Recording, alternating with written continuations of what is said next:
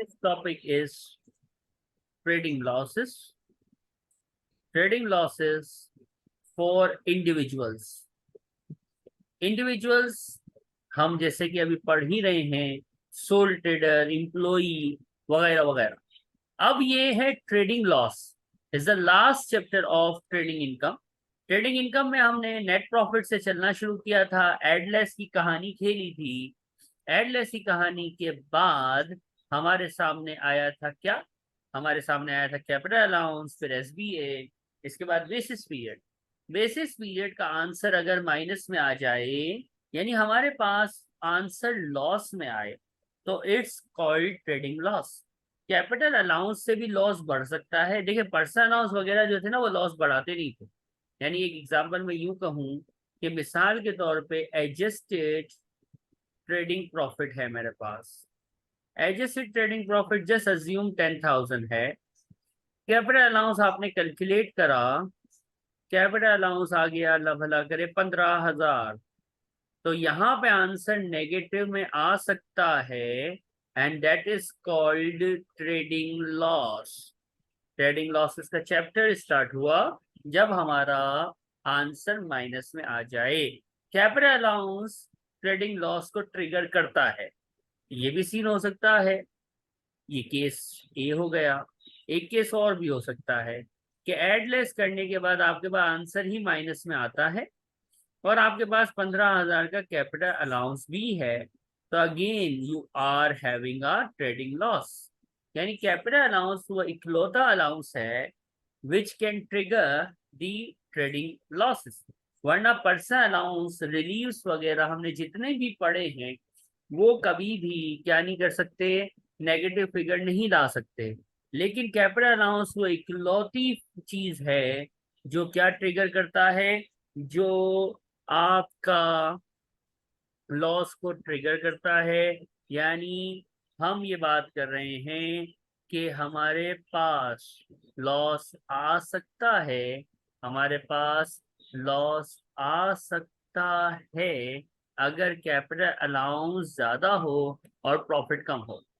ऐसा हो सकता है, ऐसा मुमकिन है। अब ये ट्रेडिंग लॉस आ गया, अब इसको चलाना कैसे, खेलना कैसे है? तो ट्रेडिंग लॉस को खेलने के तीन ग्राउंड्स हैं। There are three playing grounds for trading losses. एक होगा चलता हुआ कारोबार, ओजी। याद है ओजी? बेसिस पीरियड में पढ़ा था ना। ऑन गोइंग, चलता हुआ कारोबार हो और लॉस हो जाए। फिर न्यू बिजनेस, नया कारोबार हो, फर्स्ट ईयर हो उसका, ओपनिंग ईयर हो और उसको लॉस हो जाए।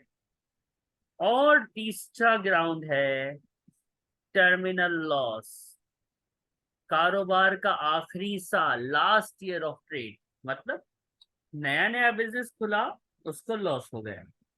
नया नया लॉस खुला, नया नया बिजनेस खुला, उसको लॉस हो गया। दूसरा,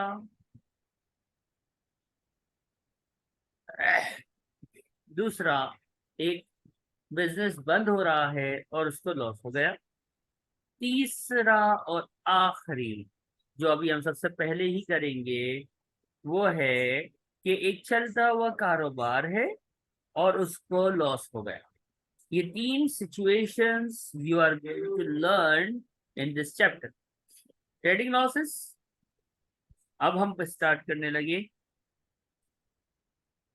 जो है चलते हुए कारोबार को लॉस हो गया। एक चलता हुआ कारोबार है, उसको लॉस हो गया। इसकी सिचुएशन कैसे होगी? इसमें दो पॉइंट्स हैं। कितने पॉइंट्स हैं? दो। पहला और दूसरा। पहले मैं आपको एक बताऊंगा, फिर से कुछ क्वेश्चंस करेंगे, और फिर दूसरा बताऊंगा और उससे कुछ क्वेश्चंस करेंगे। आपको अगर प्रॉपर्टी इनकम याद है, प्रॉपर्टी में अगर लॉस होता था तो क्या करते थे? सर, प्रॉपर्टी में अगर लॉस होता था तो हम उसको कैरी फॉरवर्ड करते थे। तो यहाँ पे भी अलाउ है कि अगर किसी कंपनी को ट्रेडिंग लॉस हुआ है, यानी बिजनेस इनकम से या सेल्फ एम्प्लॉयमेंट वाली इनकम से लॉस हुआ है, तो वो उसको कैरी फॉरवर्ड कर सकता है, कैरी फॉरवर्ड लॉस रिलीफ ले सकता है। और याद रखना, कैरी फॉरवर्ड रिलीफ हमेशा हमेशा सिर्फ और सिर्फ ट्रेडिंग इनकम से एडजस्ट होगा। यानी अगर किसी चलते हुए बिजनेस को लॉस हुआ है, तो वो क्या कर सकता है, वो रिलीफ ले सकता है। कहाँ से लेगा रिलीफ? अगले अगले अगले अगले, जब तक जिंदगी है आगे आगे आगे जाता जाएगा, और वो आगे आगे जाएगा। कैरी फॉरवर्ड लॉस रिलीफ इसी का नाम है। हैंड आउट इसका अवेलेबल है, आपके पास आ गया है। इस हैंड आउट से हम क्वेश्चंस करेंगे अब। हैंड आउट में क्वेश्चन नंबर 1 है, एडवर्ड। एडवर्ड की रिक्वायरमेंट पहले पढ़नी पड़ेगी। रिक्वायरमेंट क्या है?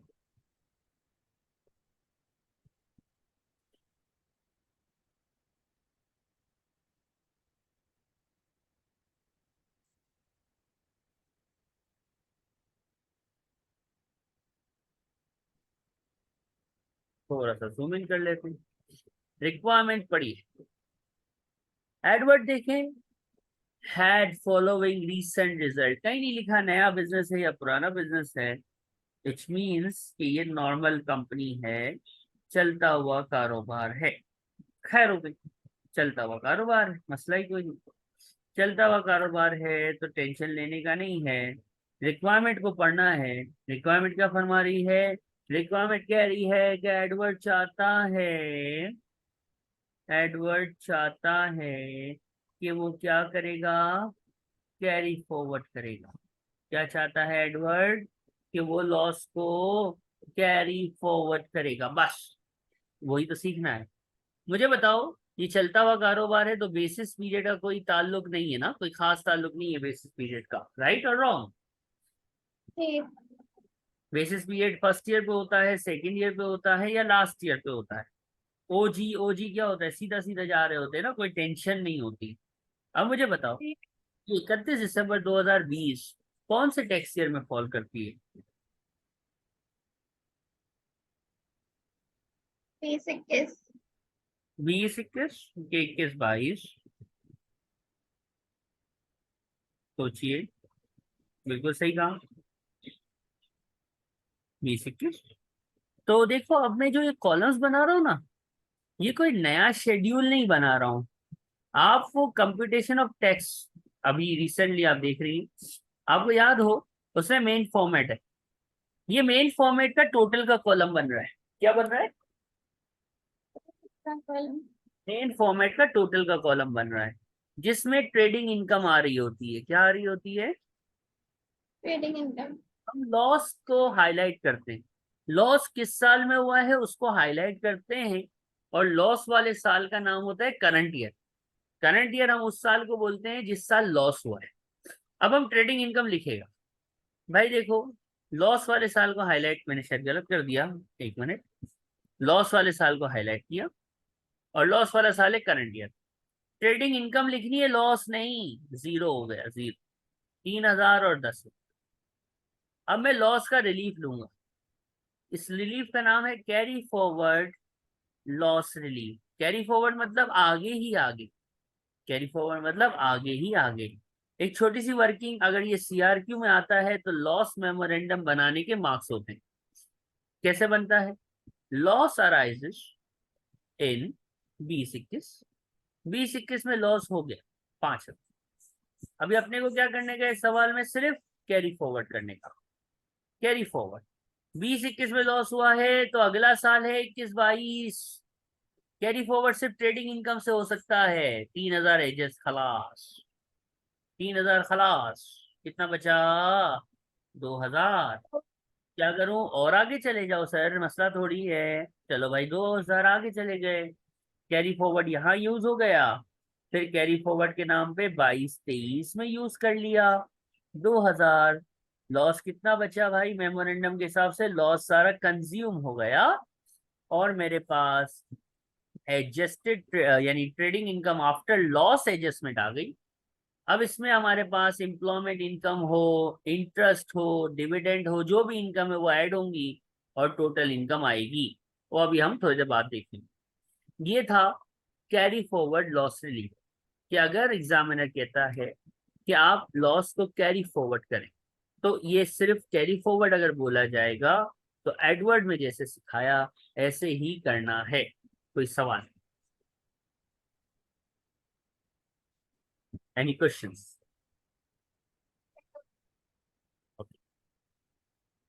अब एक और चीज है, रिलीफ का एक और शेप भी है। वो शेप क्या है? वो शेप अभी आप देखेंगे। There is another way.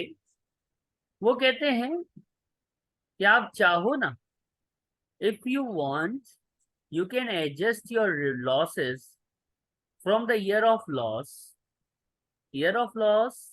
And पीछे 12 महीने, carried back 12 months. Carried back, sir पिछला अकाउंटिंग ईयर, बेटा अकाउंटेंट बन के तो सोचना ही नहीं है ना। टैक्स कह रहे पीछे एडजस्ट हो सकता है तो कर लो, बस खलास, ज्यादा सोचो नहीं, वो एडजस्टमेंट दे देंगे आपको, पैसे दे देंगे। और ये एडजस्टमेंट होती है सिर्फ टोटल इनकम से। कहाँ से एडजस्ट होता है ये? टोटल इनकम से। यानी कैरी फॉरवर्ड वाला रिलीफ सिर्फ ट्रेडिंग इनकम से मिलता है। जिस साल लॉस हो उस साल की टोटल इनकम से भी एडजस्ट किया जा सकता है और 12 महीने पीछे भी जाया जा सकता है। सर एग्जाम में अब हमारे पास तो ये इतना स्पेसिफिक जैसे एडवर्ड था, ऐसे कभी भी नहीं होता। हमें खुद चॉइस करना होता है, क्योंकि ये टैक्स प्लानिंग में आता है। हमें खुद लॉस को चूज करना होता है कि कौन सा रिलीफ लगाना है, तो वो भी सिखाऊंगा, टेंशन थोड़ी। तो आपने एक बात याद रखनी है, एग्जामिनर आपको 2-3 तरीके से ये एग्जामिन करेगा। पहला तरीका वो कहेगा भाई कैरी फॉरवर्ड कर दो, जो अभी हमने एडवर्ड में सीखा। और ऐसा एग्जामिनर करेगा तो समझोगे टैक्स का रिजल्ट जो है वो पता नहीं कितना % और बढ़ जाएगा। तो ऐसा वो कभी भी इतना आसान नहीं करेगा। एग्जामिनर एक और तरीके से बात करेगा, वो कहेगा obtain loss relief as early as possible. Examiner बोलेगा obtain loss relief as early as possible, ये हिंट है। ये बोलेगा तो इसका मतलब वो क्या देखना चाह रहा है? एज अर्ली एज पॉसिबल लिखेगा तो वो पता है क्या देखना चाह रहा है? वो ये चाह रहा है कि बेटा आप सीक्वेंस फॉलो करें। पहले लॉस को करंट ईयर से एडजस्ट करें, फिर लॉस को पिछले 12 महीने से एडजस्ट करें, और फिर कोई लॉस बच जाए ना, अभी भी एडजस्ट नहीं हुआ, तो उसको कैरी फॉरवर्ड कर दें। ये दोनों आपने टोटल इनकम से करना है और ये आपने सिर्फ ट्रेडिंग इनकम से करना है। ये एग्जामिनर रिक्वायरमेंट में लिखेगा obtain relief as early as possible. तो फिर आपने क्या करना है, जो सीक्वेंस लिखी इस सीक्वेंस को फॉलो करना है। अब इस हैंडआउट का क्वेश्चन 2 तो आपका होमवर्क है, वो तो आप कर लेंगी। क्वेश्चन नंबर 4 में लेके आया हूँ। क्वेश्चन 4 की I would like you to read the requirement first. What is the requirement? Question 4 B part पढ़ना है।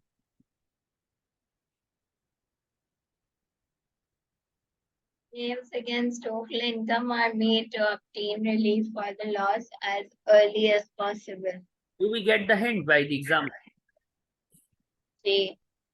नाउ ये सीक्वेंस फॉलो करेंगे। बिजनेस चलता हुआ कारोबार है, कहीं स्टार्ट या एंड होने की बात नहीं हुई, ठीक है। ये ईयर एंड पहला वाला से मैं टैक्स ईयर आइडेंटिफाई कर लूं। Which tax year is that?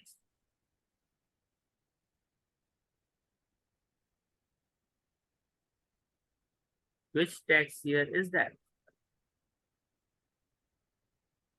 31 जुलाई 2020 कौन से टैक्स ईयर में आती है? 2021। 2021। फिर अगला वाला 21-22, 4 साल है ना।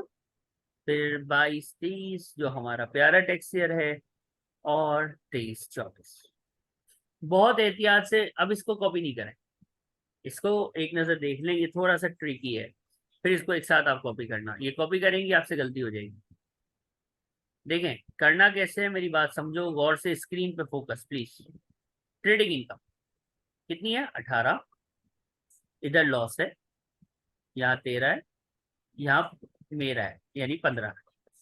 लॉस वाले ईयर को हाईलाइट कर देते हैं, that's the year of loss which is known as current year. अब सीक्वेंस क्या है, करंट ईयर से, कैरिड बैक से और कैरी फॉरवर्ड से। हमेशा हमेशा आपने यहाँ यू लिखना है, कैरी फॉरवर्ड लॉस रिलीफ। और कैरी फॉरवर्ड फ्यूचर में होगा ना, फ्यूचर में होगा ना, जिस साल लॉस हुआ उसके बाद के सालों में होगा ना, इधर और इधर। एम आई राइट और रॉन्ग?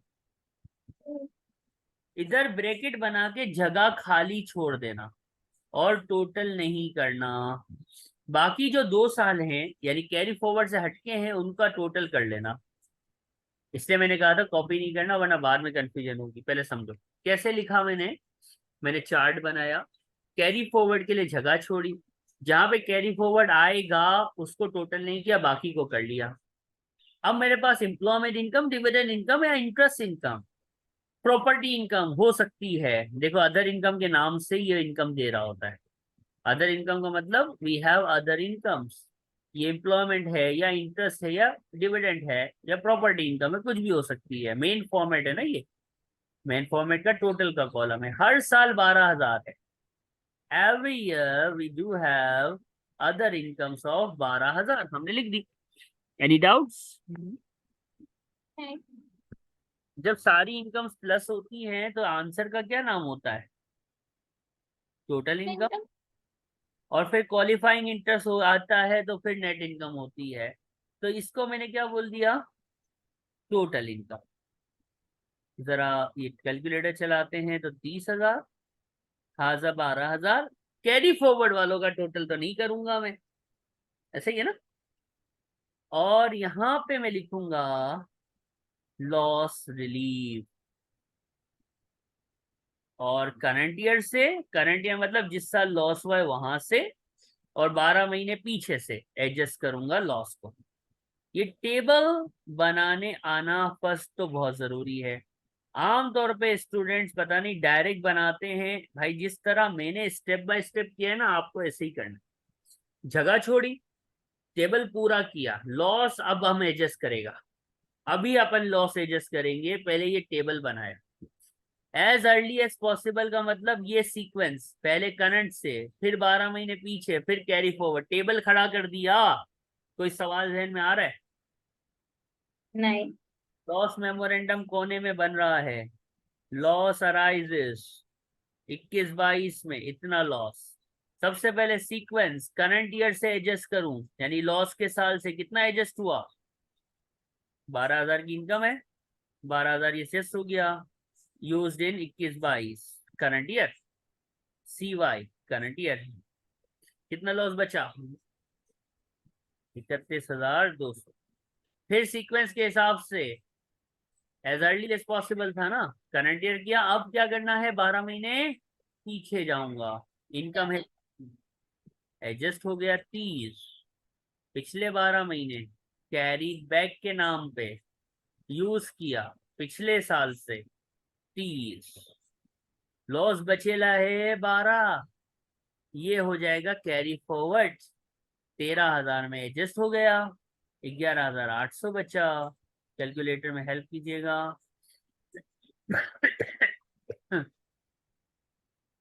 और लॉस खत्म हो गया है तो आगे कोई एडजस्ट होने की जरूरत नहीं है। यहां तक गौर से देखा, करंट ईयर से एडजस्ट किया, फिर कैरी फॉरवर्ड कर दिया, सॉरी करंट ईयर से किया, कैरी बैक किया और जो बचा उसको कैरी फॉरवर्ड कर दिया। ये ट्रिक पे आपको खेलना है। और जो आंसर आया, क्या क्वेश्चन में कोई क्वालिफाइंग इंटरेस्ट है? यही नहीं। Net income. नेट इनकम के बाद प्यारा सा हमें याद है पर्सनल अलाउंस, इनकम ही जीरो हो गई है तो पर्सनल अलाउंस वेस्ट हो गया। गवर्नमेंट ने रिलीफ दिया था, हम इस्तेमाल नहीं कर सकते क्योंकि पर्सनल अलाउंस की वजह से नेगेटिव फिगर नहीं आती। टैक्सेबल इनकम 0 0, यहाँ पे 12,570 और यहाँ पे 12,570 का पर्सनल अलाउंस माइनस होएगा और we will get some answer जो आप लिख लेंगे। अब आप इसको सुकून से कॉपी करें। If you have any questions I am here please. अल्लाह,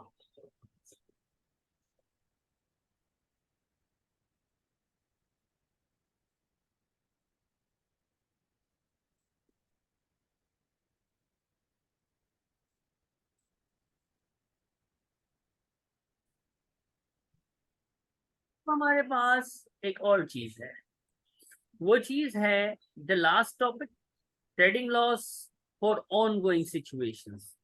चलते हुए बिजनेस के लॉस की आखिरी चीज, रिक्वायरमेंट पढ़े, सिर्फ रिक्वायरमेंट। यहां पे बोल रहा है obtain loss relief as early as possible नहीं लिखा हुआ, एज बेनिफिशियल लिखा हुआ है। अगर एग्जामिनर ये टर्म यूज कर देता है, वो किसी भी एंगल से हो, इंग्लिश वो कुछ भी लिख दे, बस मोस्ट बेनिफिशियल वे लिखा हुआ आ जाए या एज बेनिफिशियल लिखा हुआ आ जाए, बस बेनिफिशियल का वर्ड क्रूशल है। यानी obtain roll relief, loss relief as और बेनिफिशियल का वर्ड आ जाए, ठीक है। Most beneficial manner, most beneficial way, whatsoever, बस बेनिफिशियल का वर्ड आ जाए तो फिर आंसर करना ट्रिक इज टोटली डिफरेंट।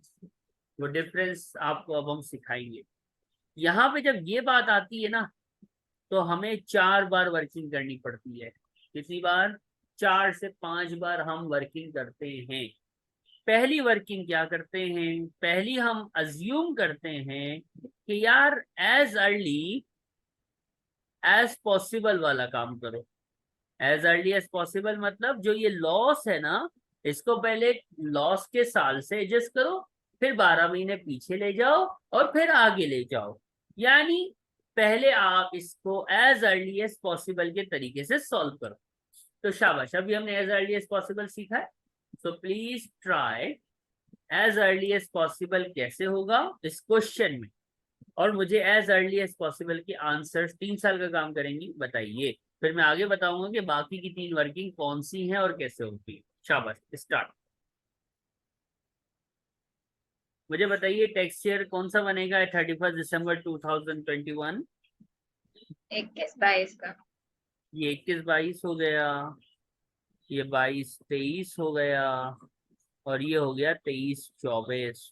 आता है ट्रेडिंग, पूरा लिखना पड़ता है यहाँ, trading income 34,000, 0 and 6,800।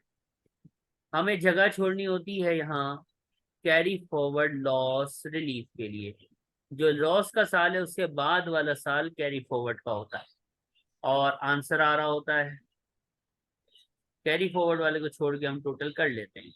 Other income दी हुई होती है, अदर इनकम कुछ भी हो सकती है, कितनी है, अलग अलग है ना इस सवाल में। 5,000, 6,000 और 6,000, 13,000। Total income 39 39 and 6,000। And 30, sorry वहां तो टोटल करना मना है ना, फॉरवर्ड है वो। अब हमें करंट ईयर कौन सा होता है जिस साल लॉस होता है। अब इसका लॉस मेमोरेंडम तो आप बना रही होंगी, ठीक है। मैं लॉस रिलीफ की बात करूंगा। करंट ईयर से कितना एडजस्ट हुआ, 48,000। ये मैं अब इसको शॉर्टकट बना रहा हूँ। अगर ये CRQ में है तो आपने प्रॉपर लॉस मेमोरेंडम बनाना है जो हमने अभी सीखा है। 6,000 यहाँ से एडजस्ट हो गया, कितना बच गया? 22। 42 बच गया। कैरिड बैग में कितना एडजस्ट हो गया? 39। कितना बचा टू बी कैरी फॉरवर्ड? 3,000, और 3,000। फॉरवर्ड हो गया 16,800, और यहाँ कुछ नहीं। That's it, 0, 0 and 16,800। अगर मैं आगे बढ़ूं कि पर्सनल अलाउंस की बात करूं, तो यहाँ पे मेरा पर्सनल अलाउंस वेस्ट होगा। यार पर्सनल अलाउंस वेस्ट हो रहा है, कितना बुरा लग रहा है ना। पर्सनल अलाउंस वेस्ट हो रहा है, कितना बुरा लग रहा है ना। गवर्नमेंट ने हमें रिलीफ दिया है और हम उस रिलीफ का फायदा नहीं उठा सक रहे, आंसू आ गए आंखों में।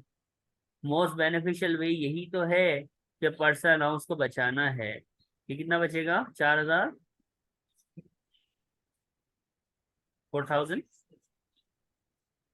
4230। यानी अगर मैं ये अप्रोच लेके चलूं तो मेरा आंसर होगा 4230 ओवरऑल टैक्सेबल इनकम। मेरी टैक्सेबल इनकम है 4230 फॉर द 3 साल क्यूमुलेटिव। अगर मैं पहले करंट ईयर से फिर 12 महीने पीछे और फिर 12 आगे लेके जाता हूँ लॉस रिलीफ को, तो मुझे पता चलता है कि मेरी टैक्सेबल इनकम है 4230।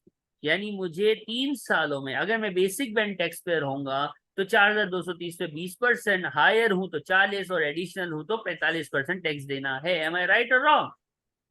टैक्स ठीक। एक ऑप्शन है। एज अर्ली एज पॉसिबल अगर करते हो तो ये सही है, लेकिन आपका दिमाग चलाओ। मोस्ट बेनिफिशियल वे, हमने बोला ये नई कहानी लाए हो। मोस्ट बेनिफिशियल वे, दिमाग चलाओ। वो पता है क्या है कि मोस्ट बेनिफिशियल वे की कहानी ये है कि वो ये कहते हैं कि अब आपके पास ऑप्शन है, आप खेलो। क्या खेलो? देखो आप खेलो, कैसे खेलेंगे?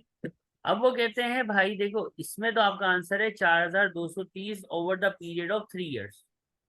लेकिन अब आप, मैं इसको यहाँ लिख देता हूँ, ठीक है, कि अगर मैं यूं खेलता हूँ, एज अर्ली, ए था, ए पार्ट सॉल्व हुआ, एज अर्ली एज पॉसिबल के जरिए से मैंने सॉल्व किया, तो मेरे 4 साल की ओवरऑल इनकम ये आ गई। मेरे पास एक और तरीका भी है। मोस्ट बेनिफिशियल में 4 बार सॉल्व होता है। बी, बी है कि मैं सिर्फ लॉस को कैरी फॉरवर्ड करूं, बस। मैं लॉस को क्या करूं? सिर्फ कैरी फॉरवर्ड, करंट ईयर और कैरीड बैक ना करूं। तो क्या होगा? आइए देखते हैं। ये second solution most beneficial way होगा, तो फिर ये करना होगा, वरना नहीं।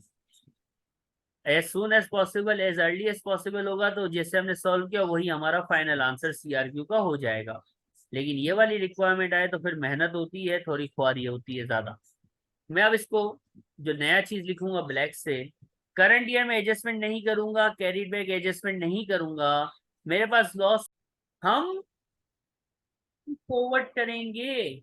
यानी अगर लॉस मेमोरेंडम की बात की जाए तो 48,000 का लॉस सिर्फ और सिर्फ कैरी फॉरवर्ड किया जाएगा, जो कि 6,800 हो सकता है, इससे ज्यादा नहीं। बाकी जो लॉस बचेगा सर उसका क्या? तो वो मजीद कैरी फॉरवर्ड हो जाएगा, 24-25 में चला जाएगा, खत्म। उन्होंने कहा है ना भाई, कैरी फॉरवर्ड ही करो। यानी ऑप्शंस हैं, वी हैव ऑप्शंस। यानी एज अर्ली एज पॉसिबल कर सकते हैं, या सिर्फ carry forward, carry forward, carry forward. यानी 48 का लॉस है 22-23 में, तो 23-24 से एडजस्ट कर लो, फिर 24-25, फिर 25-26, 26-27, जब तक जिंदगी है करते चले जाओ, खलास। 13,000 यहाँ आया। मुझे जरा कैलकुलेशन में हेल्प कीजिएगा। 13,000 में अगर पर्सनल लॉस माइनस करूंगा तो क्या आएगा? 430। ये जीरो नहीं हुआ, 6,000 आ गया। ये 39,000 आ गया। पर्सनल अलाउंस वेस्ट नहीं हो रहा। हाँ, कम कमा रहे हैं तो पर्सनल अलाउंस जितना कमाओगे उतना मिल जाएगा। आंसर क्या आएगा? 39 माइनस 12/70।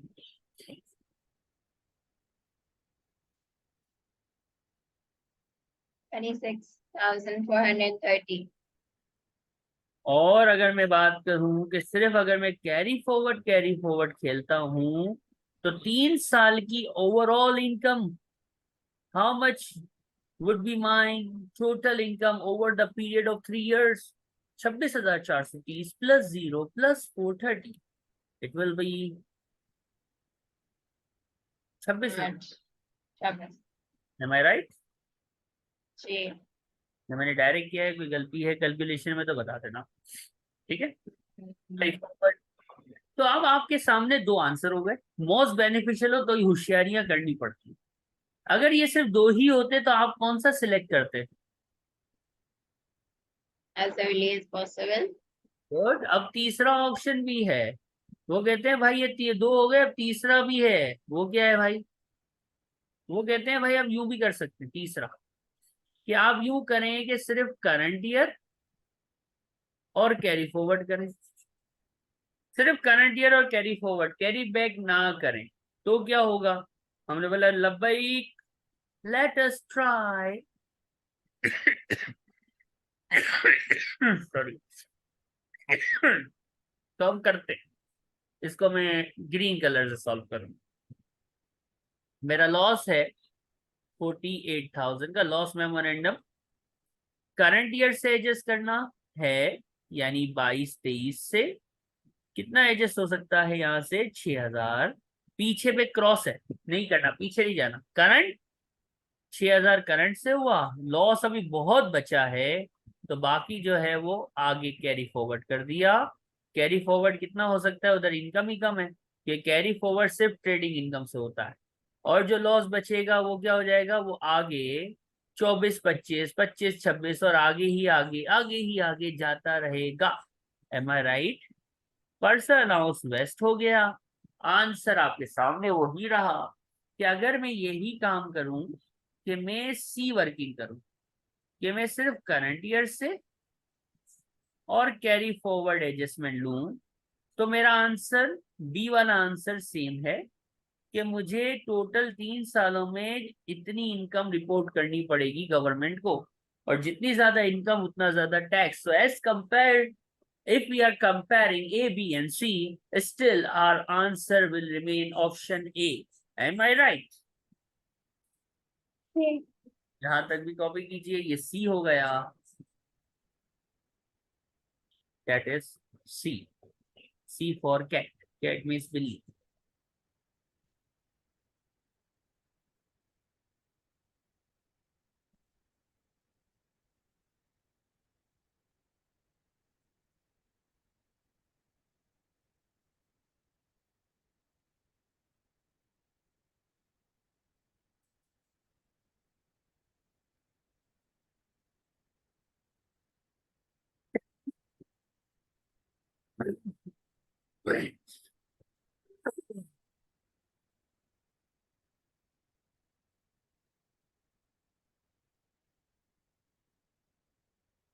ठीक है सर, हो गया।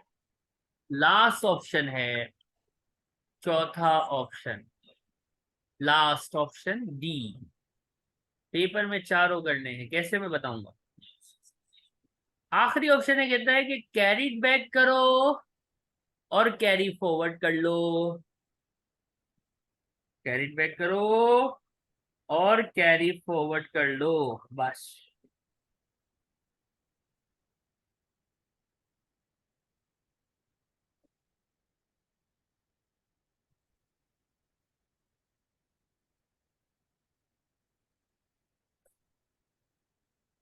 अब ये कैसे करेंगे?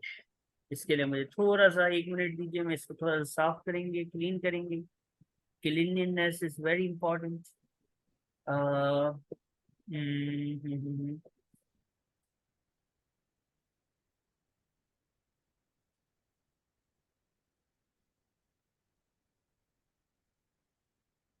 ये हो गया सफाई। ओके, अब देखिएगा जरा ध्यान से, क्या करना है। Carry back and carry forward, इसको मैं लाइट ब्लू कलर से सॉल्व करूंगा। करंट ईयर एडजस्टमेंट नहीं लेनी, पीछे एडजस्ट करना है, यानी 48,000 का लॉस है। तो क्या करूं? 48,000 को carried back and then carry forward.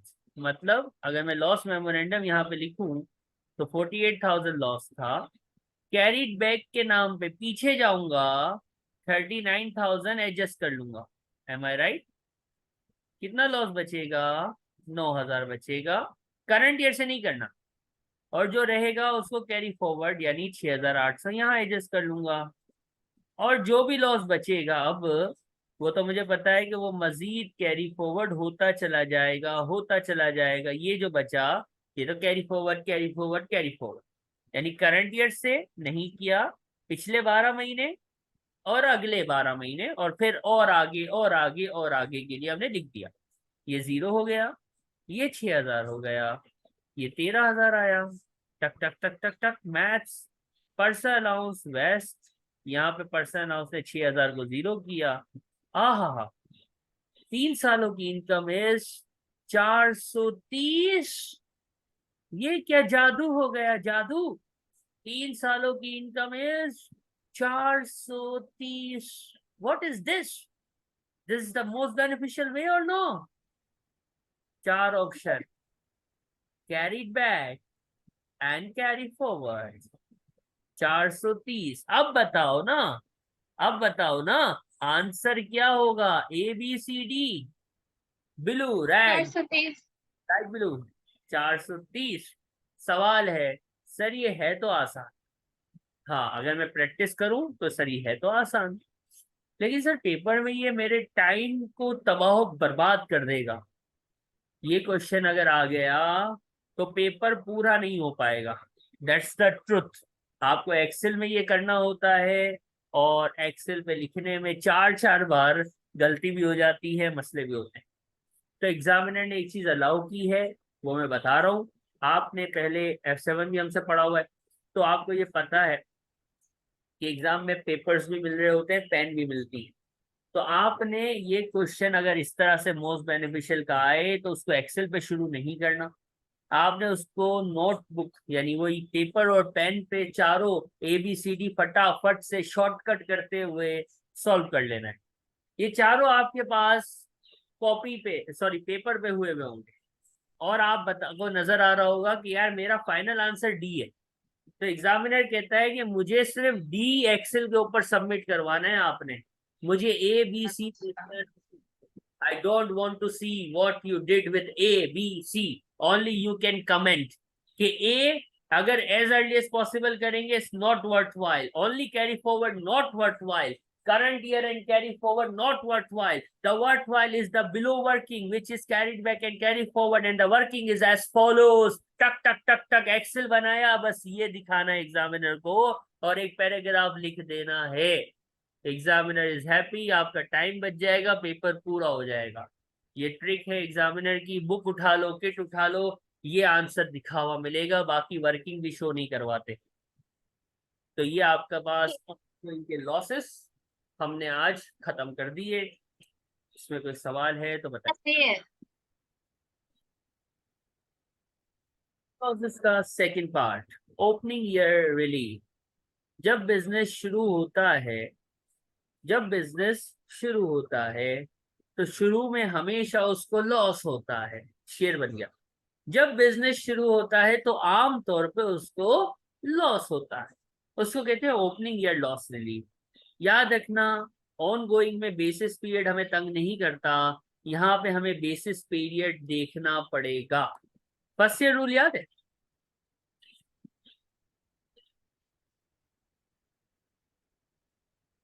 First year rule क्या होता है?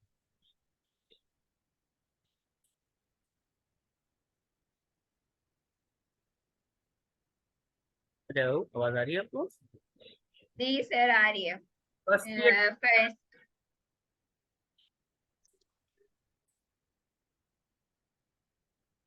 फर्स्ट ईयर रूल बताइए।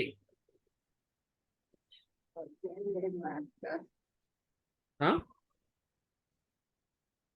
वो फर्स्ट ईयर ये था कि it's from the starting date to the first 5th of April। Very good, देख के बताइए, चेकिंग किया। खैर, चलो। अब जब आप ट्रेडिंग लॉस बुक से देखेंगे ना तो उसमें कैपिटल गेन्स टैक्स की एडजस्टमेंट भी है। वो हम कैपिटल गेन्स टैक्स हमारा टॉपिक आएगा तब हम वो आपको बता देंगे, लेकिन हैंडआउट में वो भी कवर है।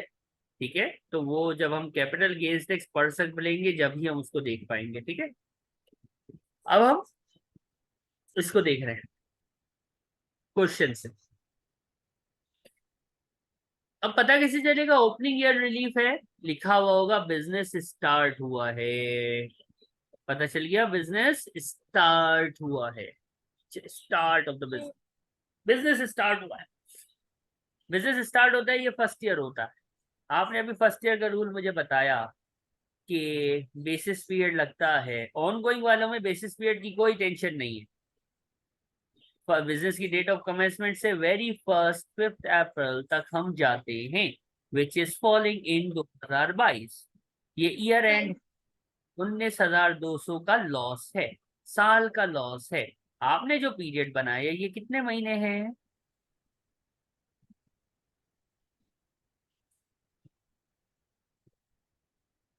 These are how many months? Count करें शाबाश, उंगलियों पे काउंट। 10 10 महीने। 10 महीने, ठीक है। क्या आंसर आया?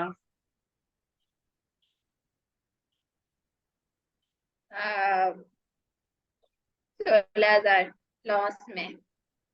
16,000 माइनस में लॉस इज 16,000। अगला साल क्या होगा? 22-23 का। रूल 1 2 3 याद दिलाते हैं। जो पहला एंड होता है उसको पकड़ के कोने में ले जाओ, फिर पूछो कि सेकेंड ईयर जो 22-23 का है उसमें तू आता है, वो यहाँ। आता है। मैं जल्दी में कर रहा हूँ क्योंकि हमने इससे बड़ा टाइम दिया है पहले बेसिस पीरियड पे। आता हूँ जी। और ईयर एंड है तो रूल नंबर 1 होता है। पीरियड एंड से ज्यादा हो तो रूल 2, पीरियड एंड 12 से कम हो तो रूल 3, और आंसर नो आ जाए तो रूल नंबर 4 अप्लाई होता है। बात समझ आ रही है? जी। रूल 1 क्या होता है? कॉपी पेस्ट छाप दो। हाँ। कितना? ये गलत 48। है, ठीक है। मैं अभी आपको समझाऊंगा क्या हाँ। इसमें। ये वैसे सही है, अभी तक आपने जितना पढ़ा है उसके हिसाब से सही है। ओवरलैपिंग हो रही है जी। कितने से?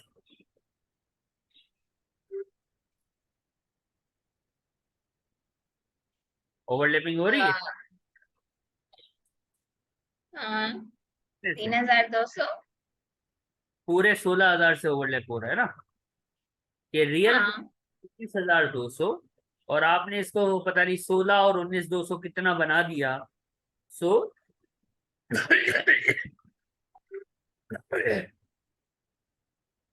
तो we have a loss of overlapping of 16। जब ओवरलैप प्रॉफिट होता था ना तो गवर्नमेंट खुश होती, आने दे मेरा भाई आने दे, डबल डबल टैक्स लेंगे, डबल डबल प्रॉफिट हो गया। जब लॉस की ओवरलैपिंग आपने जैसे ही लिखी ना, एचएमआरसी ने चीख मारी, क्या कर रहे हो, रुक जाओ।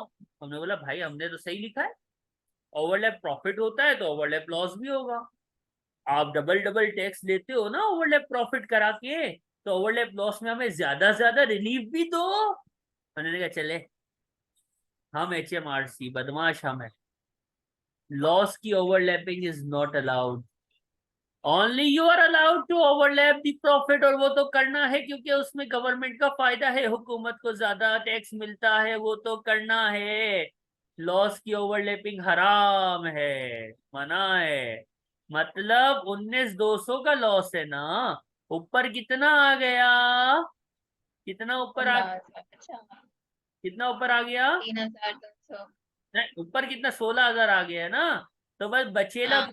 loss you can write in the second year to claim the loss relief. You are not allowed to write the total amount to claim the overlapping of loss. ज्यादा इंग्लिश हो गई।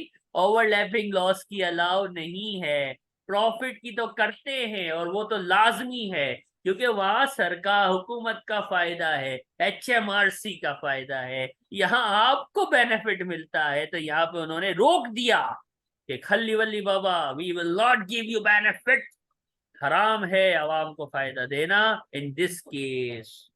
इसके बाद तीसरा साल आएगा ओजी। ओजी, ओजी तो नॉर्मल होता है, अगले वाले को उठाया और चेप दिया।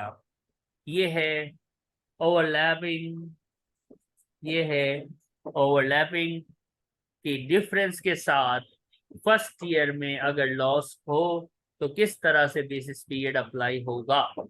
रिक्वायरमेंट हमेशा ध्यान से पढ़नी चाहिए। पूछा है ट्रेडिंग प्रॉफिट बताओ, तो यही तो ट्रेडिंग प्रॉफिट्स हैं, यही हमारा इस क्वेश्चन का आंसर है। रिलीफ अप्लाई करना अभी नहीं बताया है, अभी सिर्फ ओपनिंग ईयर का लॉस निकालने सिखाया है। यहाँ तक कोई तकलीफ है तो प्लीज आस्क मी।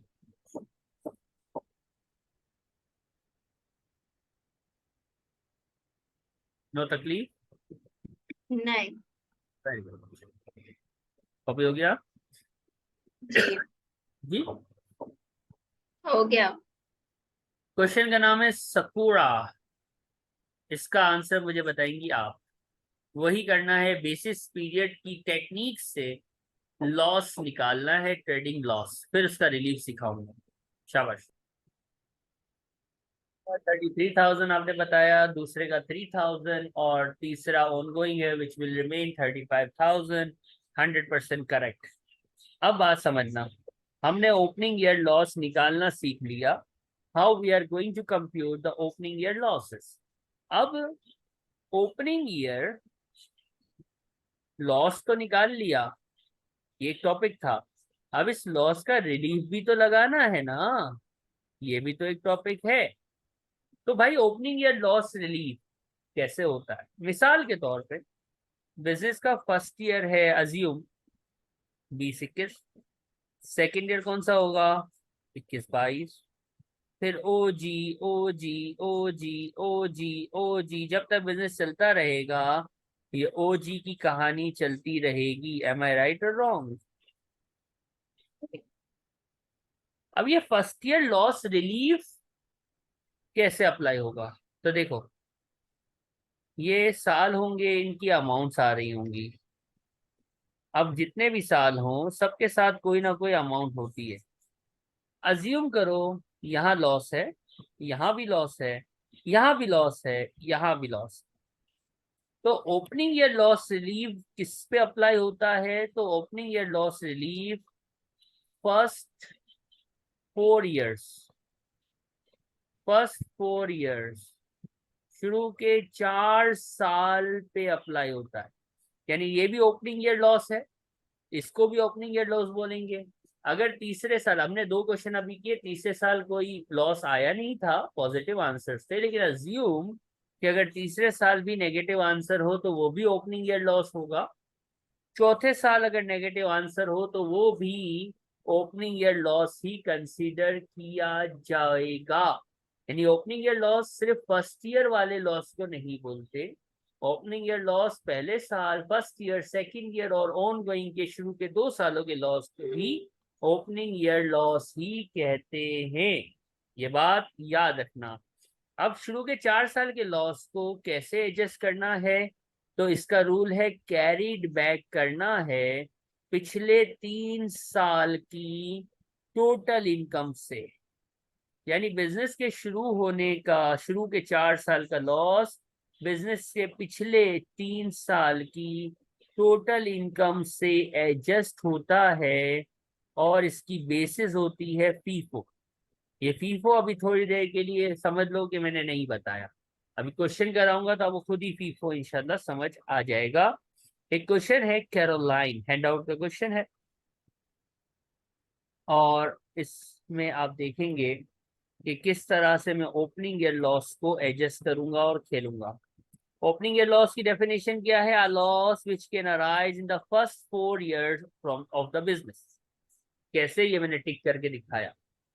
कैसे एडजस्ट होगा? पिछले 3 सालों से, टोटल इनकम से, फीफो बेसिस पे। बस इतना याद रखो।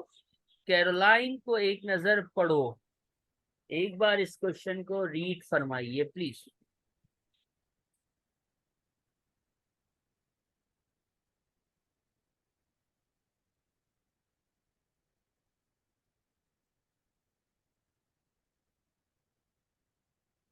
कैरोलाइन को रीड करिए पूरा क्वेश्चन सुकून से।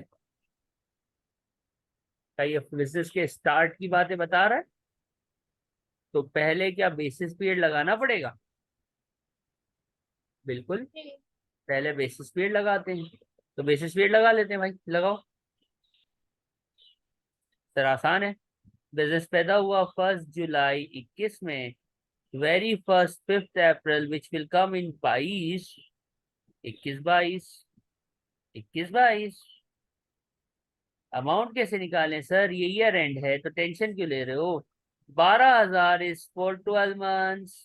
How many months we consider here, July August September October November December January February मार्च।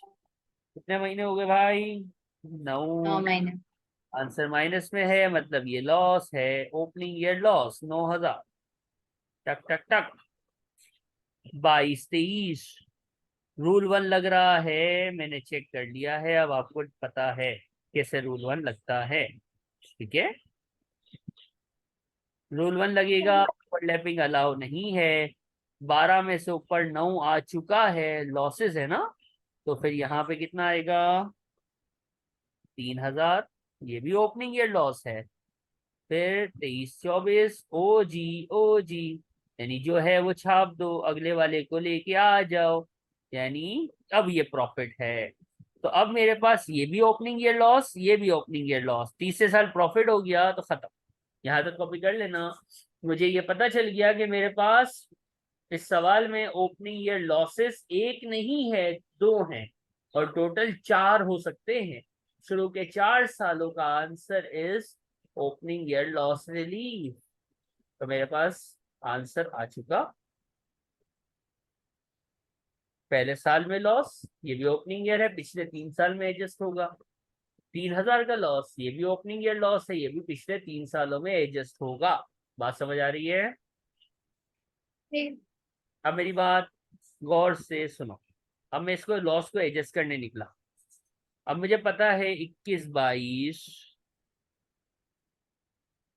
22 23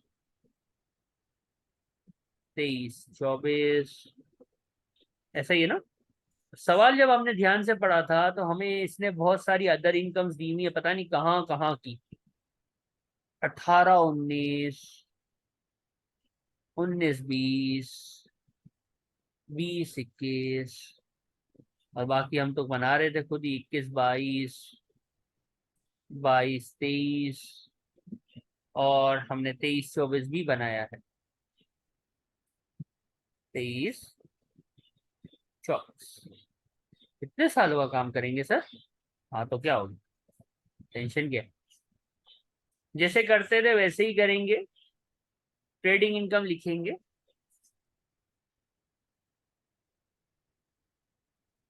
कितनी है सर, यहाँ तो बिजनेस ही नहीं था। 21 22 में लॉस है, यहाँ भी लॉस है, दो लॉस के साल हैं, और यहाँ पे इनकम है। ये ओपनिंग ईयर लॉसेस हैं, ये क्या है जी, ओपनिंग ईयर लॉसेस हैं। और रूल क्या कहता है कि ओपनिंग ईयर लॉस आगे कैरी फॉरवर्ड नहीं होते, वो करंट ईयर से भी एडजस्ट नहीं होते। ओपनिंग ईयर लॉस हमेशा पिछले 3 सालों में टोटल इनकम से एडजस्ट होते हैं। कहाँ से, टोटल इनकम से। तो पहले तो टोटल इनकम निकालनी पड़ेगी ना, यानी ये बंदा जॉब करता था पहले, एम्प्लॉयमेंट इनकम थी उसकी। देखो थोड़ा सा उल्टा दिया हुआ है इसने, थोड़ा सा एग्जामिनर खेलता है हमसे ना, कि छोटी छोटी सिली मिस्टेक हमसे करवा ले, तो हम पढ़ के काम करेंगे, ध्यान से हम देखते हुए लिखते हैं। और इसके बाद ये कहता है कि ये अदर इनकम भी थी इसके पास, हर साल 4850, 4,850, और वो हर साल की है, तो वो तो हमने हर साल में लिख दी। ठीक हो गया। टोटल इनकम निकालना जरूरी इसलिए था क्योंकि opening year loss relief total income से होता है।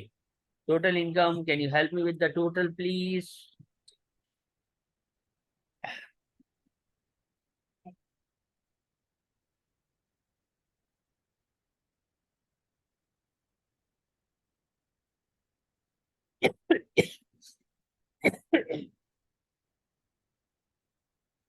12,150 माइनस और लास्ट वाला 10,315। ठीक है ना। ये 5465 को थोड़ा सा मैं इधर लिख लेता हूँ ताकि नजर आ जाएगा, थोड़ा कोने में चला गया। ठीक है, चल। अब मैंने जो लॉस निकाल एडजस्ट करना है ना, उसका नाम है स्पेशल रिलीफ, यानी ओपनिंग ईयर लॉस रिलीफ। ऐसा ही है ना। सबसे पहले Okay.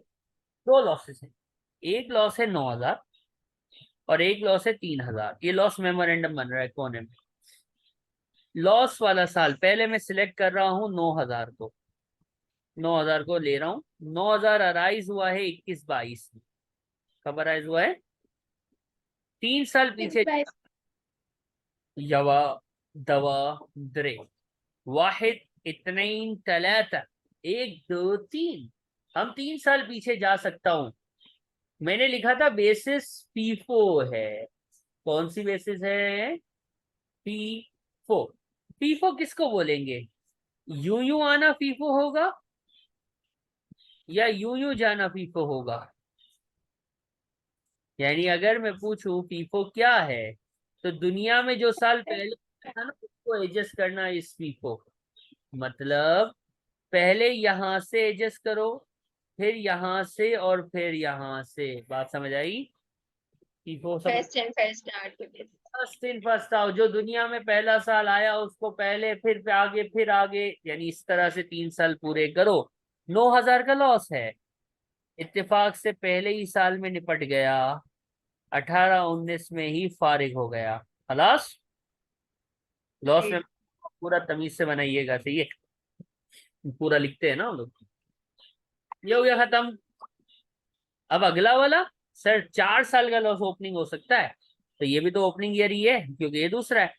चलो भाई, इसके लिए भी 3 साल, तो 1 2 3। इसके लिए ये 3 है ना। इसके लिए फर्स्ट कौन सा होगा? ये, फिर ये, Yes, और yes. यानी यहां से एडजस्ट होगा। 3,000 लॉस है, चलो ये भी मुक गया। 19-20 में ये भी तबाह हो गया। 3,000। खलास, कहानी खत्म। ओपनिंग ईयर लॉस रिलीफ हमने आपको पढ़ाया कि निकालते कैसे, और ओपनिंग ईयर लॉस रिलीफ की एडजस्टमेंट पिछले 3 सालों से फीफो बेसिस पे की जाती है। हमने आपको बताने की कोशिश की। इसमें कोई सवाल? Right. और मैं कैलकुलेटर चलाऊं? 15340 12। 340. और इसमें पर्सनल अलाउंस माइनस जरूर कर लीजिएगा, क्योंकि क्वेश्चन ने आपसे टैक्सेबल इनकम पूछा है, या आंसर नहीं है। याद रखना, 1 मार्क हम जाया कर लेते हैं कभी कभी रिक्वायरमेंट ना पढ़ के, कि ट्रेडिंग इनकम पूछा है और हम नेट इनकम निकाल के आएंगे तो 1 मार्क काटेगा ना, उसका हक है। तो पर्सनल अलाउंस यहाँ पे 0 कर देगा, या 12,570 तो कुछ बचेगा, यहाँ पे 0 कर देगा। 0 0 और 0। जितना इनकम उतना ही पर्सनल अलाउंस क्लेम हो जाएगा ना। कहानी खत्म, पैसा खत्म। ये था आपके। हाँ. थोड़ा सा ट्रिकी इस सेंस में है कि इसने पीरियड एंड दिया हुआ है। अब हम बेसिस पीरियड खेलते हैं ना, कैसे खेलते हैं basis period? Sir first year है, तो 1 जून 2022 से very first of 5 April 2023। Now 28,480 is not for the year, it's for 11 months. So divide by 12 नहीं करना है, डिवाइड बाय 1/11 करना है. मल्टीप्लाई। अपन ने कितना बनाया है? 10 मंथ्स।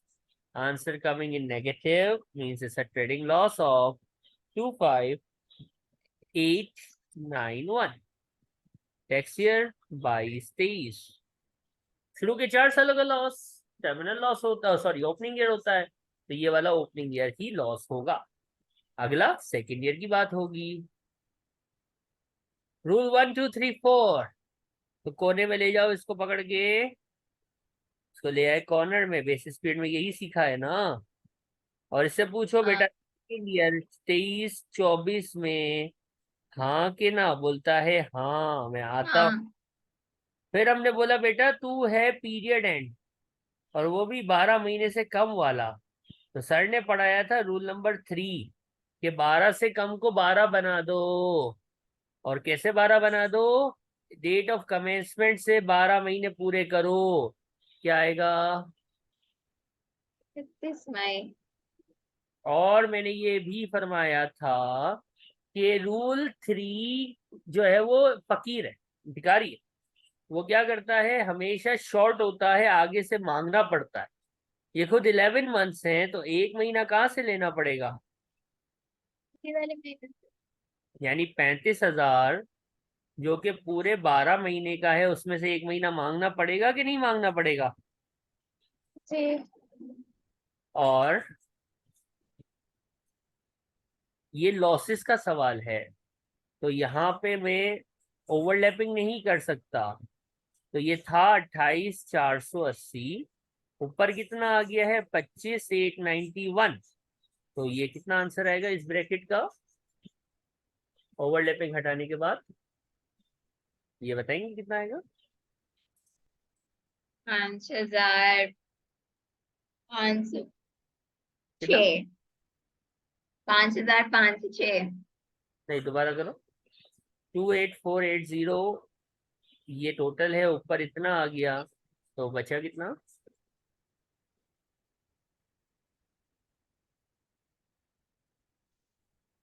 28,480 एक सेकंड। माइनस ऊपर लिखा है हमने 25,891।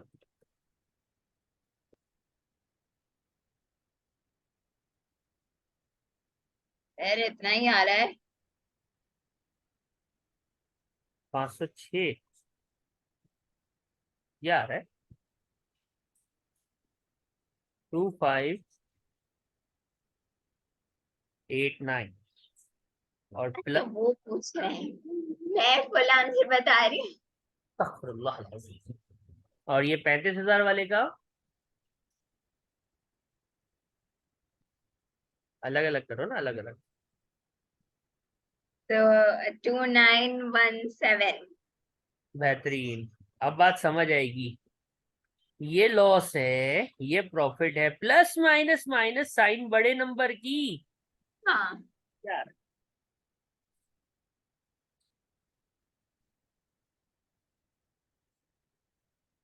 328 320। Positive means it's a profit not a loss.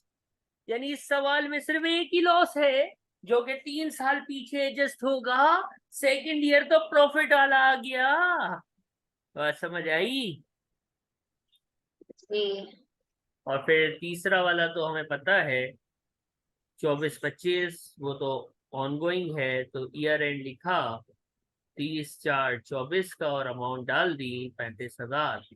इसमें बहुत ज्यादा क्रिटिकल क्वेश्चन अगर बोलूं तो वो ये था जो आपने अभी किया है, कि अगर रूल 3 के साथ ओपनिंग ईयर आ जाए तो कैसे करना है। हमने आपको करके दिखाया। कॉपी हो जाए तो बताइए। हाँ, यहाँ तक तो हो गया है। 22-23 का वो ओपनिंग ईयर लॉस है। अब इस देखो, पिछले सवाल में 2 लॉस थे ना, शुरू के 2 सालों में। यहाँ पे शुरू का 1 साल का ही लॉस है, जो पिछले 12 महीने, सॉरी 36 महीनों से एडजस्ट होगा। अब देखो, सवाल में बहुत सारी अदर इनकम्स दी हुई हैं, कब से कब तक की दी हुई है, जरा मैं जल्दी से लिख लेता हूँ। 19-20, 20-21, 21-22, 22-23 ये मेरे लॉस का साल है। 23-24 और 24-25 तो मैंने निकाला। ट्रेडिंग इनकम नहीं था, नहीं था, नहीं था, लॉस हुआ। 328 की इनकम है और 35,000 की इनकम है। एम्प्लॉयमेंट इनकम बता रहा है, सीक्वेंस से बता रहा है। पिछले वाले सवाल में सीक्वेंस से नहीं बता रहा था।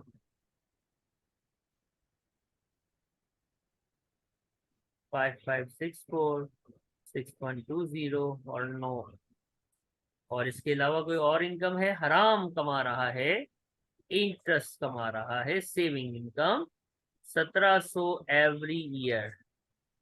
हराम कमाएगा तो फिर लॉस तो होगा ना, बरकत खत्म, तबाही मुकद्दर। चलो, टोटल इनकम आ गई। कितनी आ गई? टोटल करना जो है थोड़ा सा बेजार की होती है, कितने बार लिखेंगे। तो 55,000 रुपये भरे हैं ना एग्जाम फीस के। 25,360, ये 7,264, 7,820, 1,700, 2,028 and 36,700. अब लॉस रिलीव ओपनिंग ईयर है ना, ये ओपनिंग ईयर जी यवा दवा द्रे वाहिद इतने तलाता फीफो बेसिस, यानी पहले यहाँ से फिर यहाँ से और फिर यहाँ से एडजस्ट होना है। लॉस है कितना? 25,891. लॉस मेमोरेंडम कॉर्नर पे कहीं 25,891 इज माई लॉस। पूरा एडजस्ट नहीं हो सक रहा, कितना एडजस्ट हो जाएगा पहले से पूरा? 25,360. कितना बचा? 531. Which will be the second one. यहाँ से खत्म, खलास कहानी खलास। पर्सनल अलाउंस माइनस करने के बाद हमारे पास टैक्सेबल इनकम भी आ जाएगी। सही।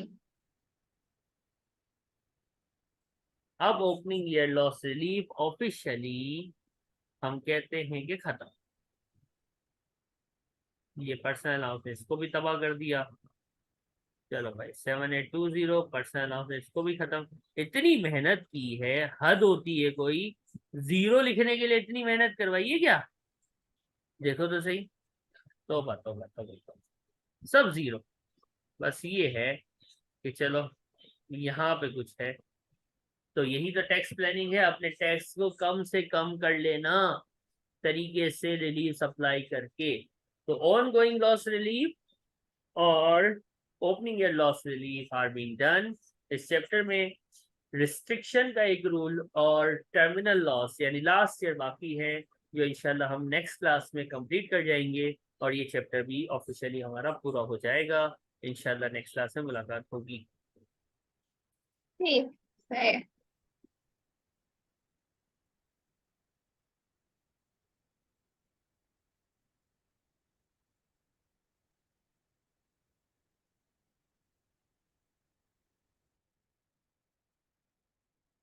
जो स्टूडेंट्स हमारी वीडियोस देख रहे हैं क्लास रिकॉर्डिंग, तो अब सेकंड क्लास कंटिन्यू होगी, क्योंकि हमने वीडियोस को मर्ज किया हुआ है ताकि आपको एक ही वीडियो में सारी टॉपिक जो है वो मिल जाए। बस रिक्वेस्ट ये है कि चैनल को सब्सक्राइब नहीं कर रहे हैं आप लोग, चैनल को ज़्यादा से ज़्यादा सब्सक्राइब कीजिए, इससे थोड़ा मोटिवेशन मिलती है मुझे और मज़ीद वीडियोस अपलोड करने का। इसमें सब टाइम लगता है, मर्ज करना, अपलोड करना, ये सब। तो ये फ्री कोर्स है सबके लिए, तो थोड़ा सा चैनल को सब्सक्राइब कीजिए, हमारे चैनल को थोड़ा बूस्ट अप कीजिए, तो इंशाल्लाह हमें और मोटिवेशन मिलेगी और हम मज़ीद वीडियोस भी आपके लिए टैक्स की और फिर इंशाल्लाह इसके बाद FR F7 की भी अपलोड करेंगे। अब क्लास कंटिन्यू होगी टर्मिनल लॉसेस की।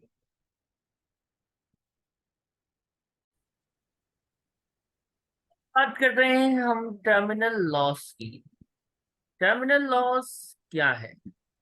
देखो, बिजनेस स्टार्ट हुआ, ओपनिंग ईयर रूल्स थे ना, बिजनेस चला, ऑनगोइंग रूल्स थे, बिजनेस अब बंद होगा, बिजनेस क्या होगा? क्लोज डाउन होगा। ये है टर्मिनल लॉस। टर्मिनल लॉस बोलते हैं last year of trade, business के बंद होने के साल के लॉस को। जिस साल बिजनेस बंद होता है उस साल के लॉस को बोलते हैं टर्मिनल लॉस। बात समझ आ रही है? अब टर्मिनल लॉस हमें कैलकुलेट करना पड़ता है। देखो, ऑनगोइंग के लॉस कैलकुलेट नहीं करने पड़ते, दिए होते, बस एडजस्ट करना होता है। ओपनिंग ईयर में बेसिस पीरियड लगाना होता है और जो फिर आंसर आता है उसको एडजस्ट करना होता है। टर्मिनल लॉस पहले हमें निकालना पड़ेगा एक फार्मूले से। टर्मिनल लॉस निकालने का एक फार्मूला है, ये फार्मूला थोड़ा सा अजीब है। पहले मैं ये फार्मूला लिखूंगा, फिर हम इसको क्वेश्चन से समझेंगे। ये फार्मूला अजीब सा है टर्मिनल लॉस निकालने का। वो ये है कि 6 अप्रैल before cessation terminal loss last year यानी बिजनेस के सीजेशन का लॉस है। 6 अप्रैल बिफोर सीजेशन से चलना है और जाना है डेट ऑफ सीजेशन तक। ये डेट ऑफ सीजेशन पेपर में गिवन होगी।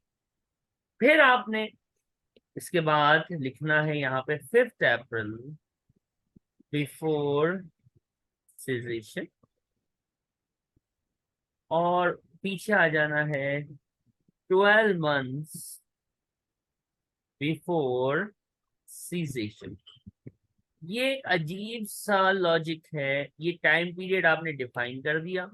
इस टाइम पीरियड को यूज करते हुए F3 की लॉजिक्स को यूज करते हुए हम टर्मिनल लॉस निकालते हैं। बात समझ आई? और एक चीज और इसके अंदर आती है, वो होता है ओवरलैप प्रॉफिट। ओवरलैप कैसे निकालते हैं हमें पता है। ओवरलैपिंग सिर्फ प्रॉफिट्स की होती है, लॉसेस की ओवरलैपिंग नहीं होती, ये भी हमें पता है। ये तीनों चीजें आपस में हमेशा ऐड होती हैं। क्या होती हैं? ऐड। तो आता है टर्मिनल लॉस। ओवरलैप प्रॉफिट तो अपनी जगह ठीक है। एक बात याद रखना, ये दोनों फिगर्स जो ऊपर हैं ये लॉस होंगे। ये दोनों फिगर्स जो ऊपर लिखी हैं ये लॉस हैं। प्रॉफिट्स टर्मिनल लॉस की वर्किंग का हिस्सा नहीं हो सकता। टर्मिनल लॉस की वर्किंग में सिर्फ लॉस आता है। Profit can't be part of the working of terminal loss. Terminal loss की वर्किंग में प्रॉफिट लेना मना है, गलत है। बात समझ आई? अब मेरी बात गौर से सुनना। अब हमारे पास सीन ये है, इस तरह से टर्मिनल लॉस निकलता है। ये मेथडोलॉजी है, ये फार्मूला है जिससे टर्मिनल लॉस निकलेगा। अब ये अप्लाई कैसे करें? ये अप्लाई करना थोड़ा सा अजीब सा है ना, थोड़ा अजीब सा है। तो इसको अप्लाई करने के लिए हम हैंड आउट के क्वेश्चन नंबर 12 की हेल्प लेंगे। हैंड आउट का क्वेश्चन नंबर 12। इससे हम इस टर्मिनल लॉस को पहले निकालना सीखेंगे। याद रखना, पहले टर्मिनल लॉस कैलकुलेट होगा। पहले टर्मिनल लॉस क्या होगा? कैलकुलेट होगा। बाद में मैं आपको बताऊंगा इसकी एडजस्टमेंट। जैसे फर्स्ट ईयर में मैंने पहले बेसिस पीरियड में जो डिफरेंसेस थे वो निकालना सिखा दिए थे, और फिर मैंने बेसिस के बाद बताया था कि शुरू के 4 साल का लॉस ओपनिंग ईयर लॉस होता है और वो शुरू के 4 सालों से एडजस्ट होता है। अब ये आपके सामने क्वेश्चन है यूवीस। आप देखो, इसके आपको year and, year and, year and और 9 मंथ्स एंड दिया हुआ है, उल्टा दिया हुआ है। ओवरलैप प्रॉफिट भी बता दिया है, कोई और इनकम नहीं है, टर्मिनल लॉस निकालना है। बिजनेस मर रहा है, लिखा हुआ है नहीं लिखा हुआ? जी। सबसे पहले पता है क्या करना? सबसे पहले सबसे मुश्किल काम कर लेना। ओवरलैप प्रॉफिट दिया हुआ है ना, इसको उठा के जी। ये आया ओवरलैप। हाला, इसको लिख दो, सबसे मुश्किल काम कर दिया। अब पता है क्या करना है? अब एक एक करके मेरी बात गौर से सुननी है। ये क्या लिखा हुआ है? ये क्या लिखा हुआ है? Date of cessation.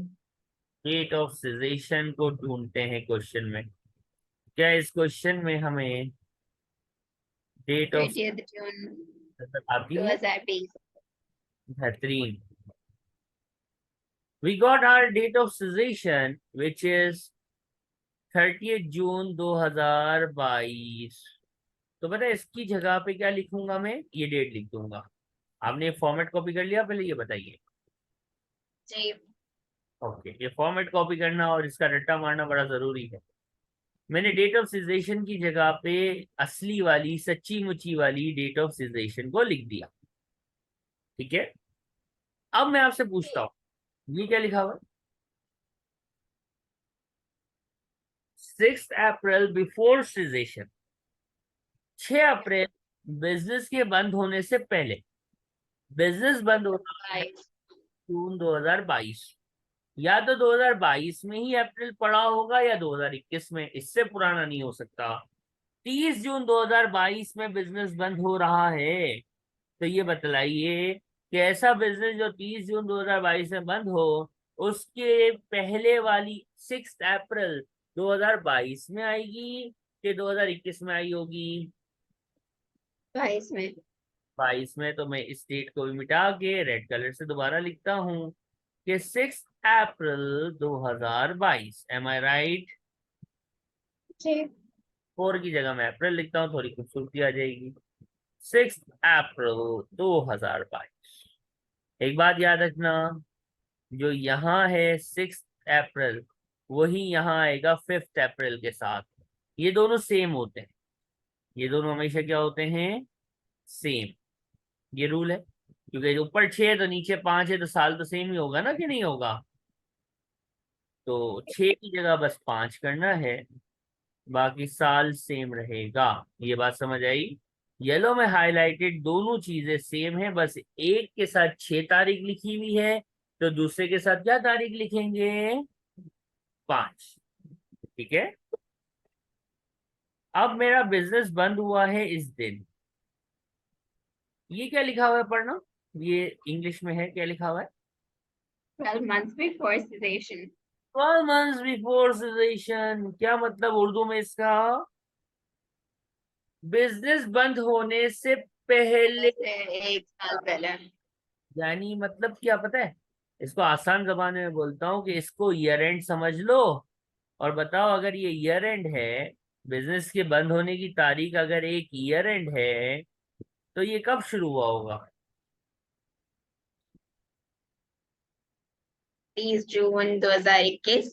30 जून का मतलब एक कौन सी, मई आएगी कि जुलाई आएगी, जरा सोचना।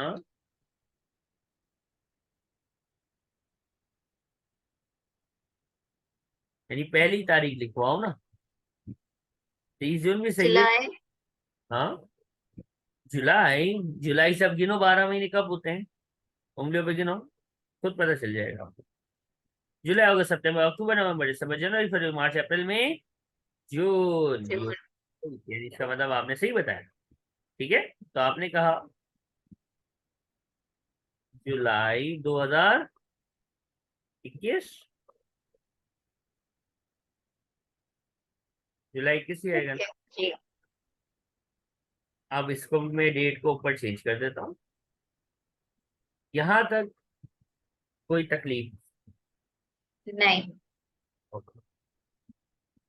टर्मिनल लॉस के लिए सबसे पहले क्या करना होता है?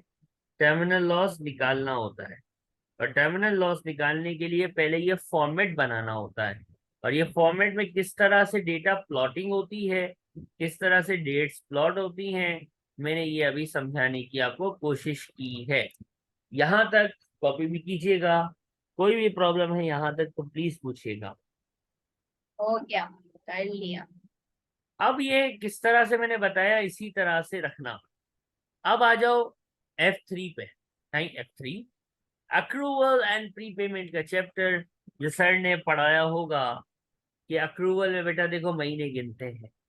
अब मैं उतारता हूँ ये 6 अप्रैल 2022 से 30 जून 2022, ये मेरे पास कितने महीने का पीरियड बना हुआ है ऊपर? ये सिर्फ 3 महीने है ना, राइट? जी। 3 महीने इधर, इधर इथे, इसके अंदर ये 3 महीने कहाँ फॉल करते हैं? तो सिर्फ समझाने के लिए बता रहा हूँ, ये लंबा काम मैं कर देता हूँ। देखो भाई, ये 9 मंथ्स एंडेड है, सबसे पहले तो ये उल्टा चल रहा है। तो 9 मंथ्स एंडेड है 30 जून 2022, शुरू कब हुए होंगे? अक्टूबर 21 में। इससे पहले वाले 30/9/2021 शुरू कब हुए होंगे? अक्टूबर 22 में। आखिरी के 2 सालों में आपका सारा काम हो जाता है। ये है 12 मंथ्स का पीरियड, ये 9 मंथ्स का पीरियड, ऐसा ही है। ये मैंने क्वेश्चन के आखिरी के लेटेस्ट 2 को उठा लिया। हमेशा आखिरी के 2 में आपका काम हो जाता है, आपको मिल जाते हैं। आप मुझे बताइए, अप्रैल 2022 इन दोनों में से ही कहीं मिलेगा? यानी आखिरी के 2 वालों को फुल फॉर्म में पूरा पूरा लिख दिया मैंने, एक को इधर और एक को इधर, और इन दोनों में ही हमारे काम हो जाएगा। बताइए, अप्रैल कहाँ फॉल करता है?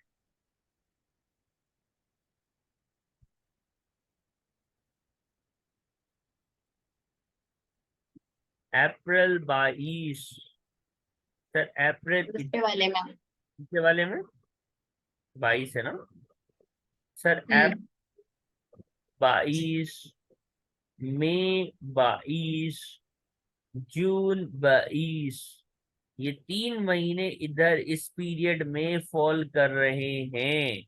क्या मैं सही कह रहा हूँ सर? 1 अक्टूबर 2021 से 30 जून 2022 के बीच में हमारा अप्रैल, मई और जून ये तीनों महीना फॉल करता है। इसका मतलब ये है कि 7,200 का जो लॉस है, जो कि खुद 9 महीने का है, उसमें से हम 3 महीने का लॉस उठा लेंगे। M I right? ठीक। आएगा सर, ये 2400 माइनस में आया, यानी लॉस आया। और हमें यहाँ लॉस ही लेना होता है। हमें यहाँ क्या लेना होता है? लॉस ही लेना होता। लॉस लेना होता है। और लॉस आया है, माइनस की साइन में नहीं लेंगे, बस लॉस है, हमें पता है। ये कॉपी हो गया। ये 2400 की वर्किंग अलग हुई, ये वर्किंग 1 हो गई। अब इसकी वर्किंग 2 करेंगे अपन। ठीक है, यहाँ तक कोई भी टेंशन? नहीं। कॉपी कीजिएगा।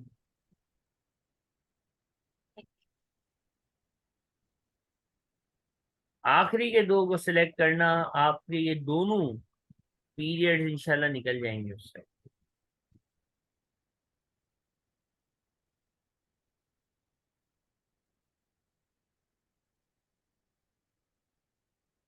कॉपी करने हैं तो बताइए। हो गया।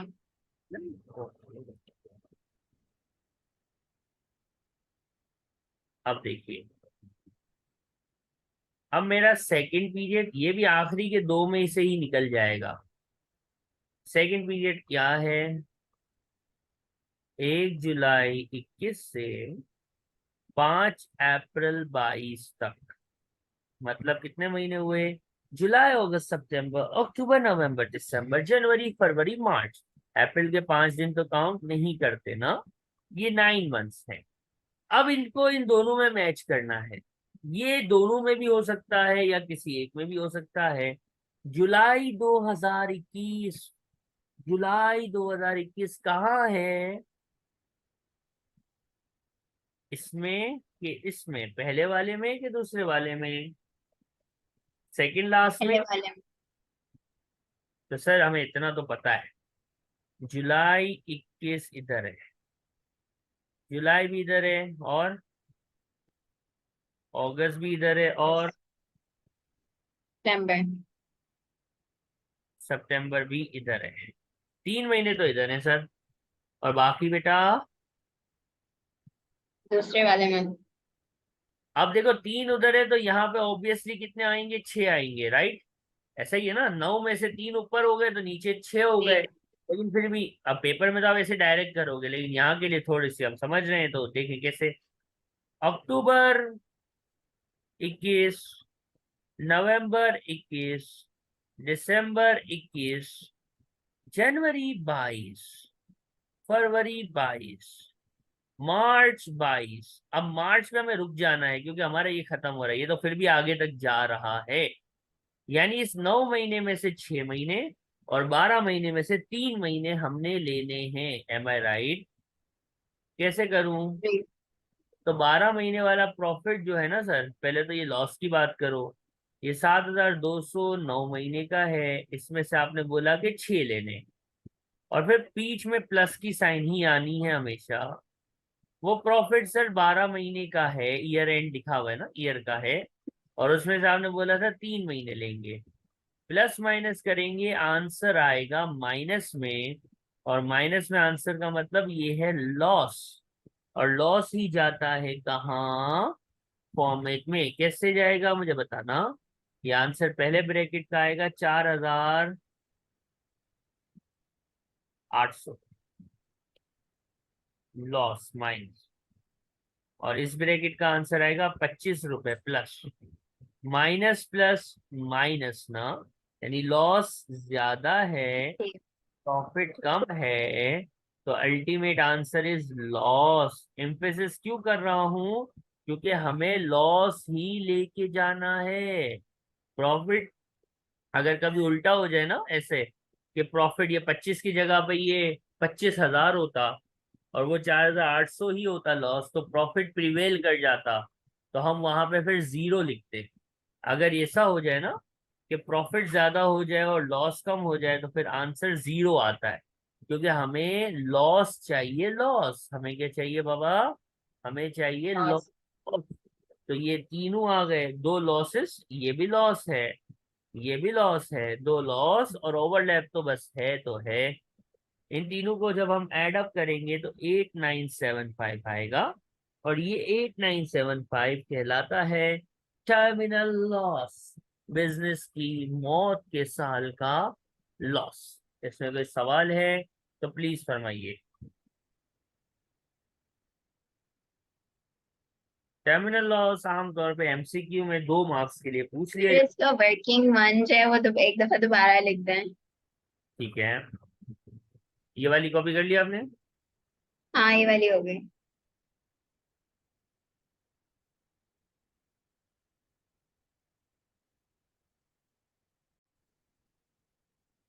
टर्मिनल लॉस जो हमने सीखा ना, अब उसका एक रिवीजन किट का क्वेश्चन हम देख रहे हैं। ये कैरल है, क्वेश्चन 54 है कैपलाइन का। सबसे पहले तो हम अपना फॉर्मेट बनाएंगे ना। फॉर्मेट क्या होता है, डेट ऑफ सिजेशन यहाँ लिखी जाती है, तो मैं पहले डेट ऑफ सिजेशन लिखता हूँ। फॉर्मेट अभी हमने सीखा है, आपके सामने होगा भी। तो ये डेट ऑफ सिजेशन आ गई। फिर यहाँ पे आती है सिजेशन से पहले की 6 अप्रैल। मुझे बताइए, जो बिजनेस सितंबर में बंद हो 2022, उसके लिए अप्रैल 2021 में आएगी कि 22 में ही आएगी? 22। और ये बताया था यहाँ जो डेट आ जाए वही डेट यहाँ को आए, राइट। वो 6 है तो ये हाँ 5। वो 5 अप्रैल 22 हो जाएगा। और यहाँ क्या आएगा, यहाँ आता है बिजनेस 12 महीने। पीछे, इससे पीछे के 12 महीने ना, यानी इसको ईयर एंड बना लो तो 12 महीने क्या होंगे, तो मेरे ख्याल में 1 अक्टूबर 2021। 1 अक्टूबर 2021। अक्टूबर नवंबर दिसंबर जनवरी फरवरी मार्च अप्रैल मई जून जुलाई अगस्त सितंबर, यानी इससे 12 महीने पीछे कर दिए। यही अभी हमने सीखा था, तो हमने अप्लाई करा। और इसके नीचे हमें लिखना होता है ओवरलैप। सबसे मुश्किल काम ओवरलैप लिखना है, क्योंकि वो गिवन होता है। ठीक है, टर्मिनल लॉस आएगा।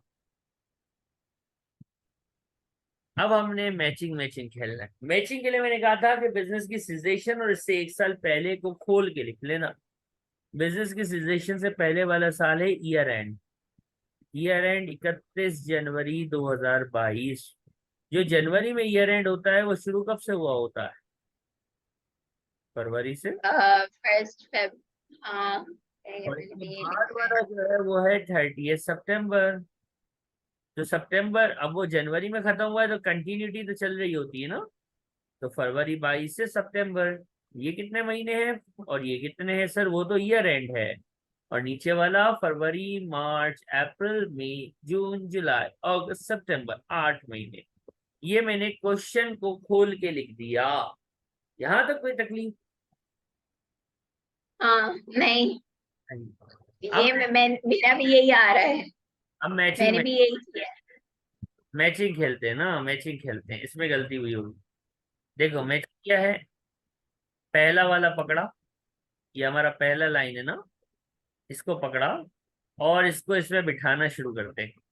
अप्रैल 22 किधर है, 1 में कि 2 में, ऊपर के नीचे? अप्रैल बाईस। नीचे। हाँ सर, दूसरे वाले में। अप्रैल 22, मई। मई, जून। जून, जुलाई। जुलाई, अगस्त। अगस्त एंड और सब, सितंबर। सारे का सारा सर, सर सबका सब इधर ही है। इसका मतलब 24,000 का जो लॉस है ना, अपन ने ये जो पीरियड बनाया है ये पूरा इधर ही है। ये लॉस 8 महीने का लॉस है। ये लॉस कितने महीने का लॉस है भाई? ये लॉस 8 महीने का लॉस है। आपने जो ये पीरियड बनाया है 6 अप्रैल से 30 सितंबर तक, ये कितने महीने होते हैं, गिनना जरा उंगलियों पे। तो अप्रैल मई 6 जून महीने। सितंबर, सर ये है 6 महीने। तो हमारे 6 महीने उस 8 महीने के पीरियड में कवर हो रहे हैं। क्या आंसर आया? 18,000। बिल्कुल सही आया। लॉस है ना, माइनस में है मतलब लॉस है, और इधर हमें लॉस ही तो चाहिए। We need loss with positive sign. पानी खाता हूँ, उसमें कोई गलती हुई थी? नहीं, मेरा भी नेगेटिव 18,000 ही आ रहा है। तो आगे बढ़ेंगे sir, just wait a moment. Second row को पकड़ेंगे और खेलेंगे। सेकेंड लाइन क्या है? वो है 1 अक्टूबर 21 से 5 अप्रैल 22 तक। यही है ना? ये कितने मंथ्स बने? अक्टूबर, नवंबर, दिसंबर, जनवरी, फरवरी, मार्च। 6 महीने 6 बने। महीने। अब ये अक्टूबर 21 कहाँ है, ऊपर के नीचे? पर सर अक्टूबर इधर है, फिर नवंबर, नवंबर भी इधर है, दिसंबर, जैन। दिसंबर भी इधर है, और जैन भी इधर है। राइट और रॉन्ग? जी। सर ये 4 महीने ऊपर है, तो 6 में से 4 महीने ऊपर वाले में है, तो बाकी कितने बच गए नीचे वाले के लिए? तो यानी अगर मैं थोड़ा सा इसको क्लियरली लिखूं, तो मेरा अक्टूबर, नवंबर, दिसंबर और जनवरी 22, ये तीनों 21 के थे, ये ऊपर आ गए। तो 6 में से 4 ऊपर हैं, तो ऑब्वियसली नीचे 2 होंगे, लेकिन वो भी मैं लिख देता हूँ। वो कौन से होंगे? फरवरी एंड। 7 अब मैं अमाउंट कैसे खेलूंगा? तो देखिएगा, 4 महीने 12, 39,000 में से जो 12 महीने का है, हमें 4 महीने लेने, राइट? ये प्रॉफिट है। और अगला जो है 24,000, ये लॉस है। ये खुद है कितने, 8 महीने का, और हमें कितने लेने हैं इसमें से? 2 महीने। यहाँ तक कोई तकलीफ? मुझे दोनों ब्रैकेट्स के आंसर बता सकते हैं? पहले वाले का आ रहा है 13,000 और दूसरे का आ रहा है -6,000। अब मेरी बात गौर से सुनो, ये प्रॉफिट 13 और 6,000 लॉस, अल्टीमेट आंसर क्या आया? 7,000 पॉजिटिव। पॉजिटिव मतलब has a profit, has a profit. और यहाँ हाँ, पे होता है लॉस। क्या लेना होता है? लॉस। तो लॉस तो है ही नहीं, लॉस तो है ही नहीं, है ही नहीं। तो लिख दो ना भाई,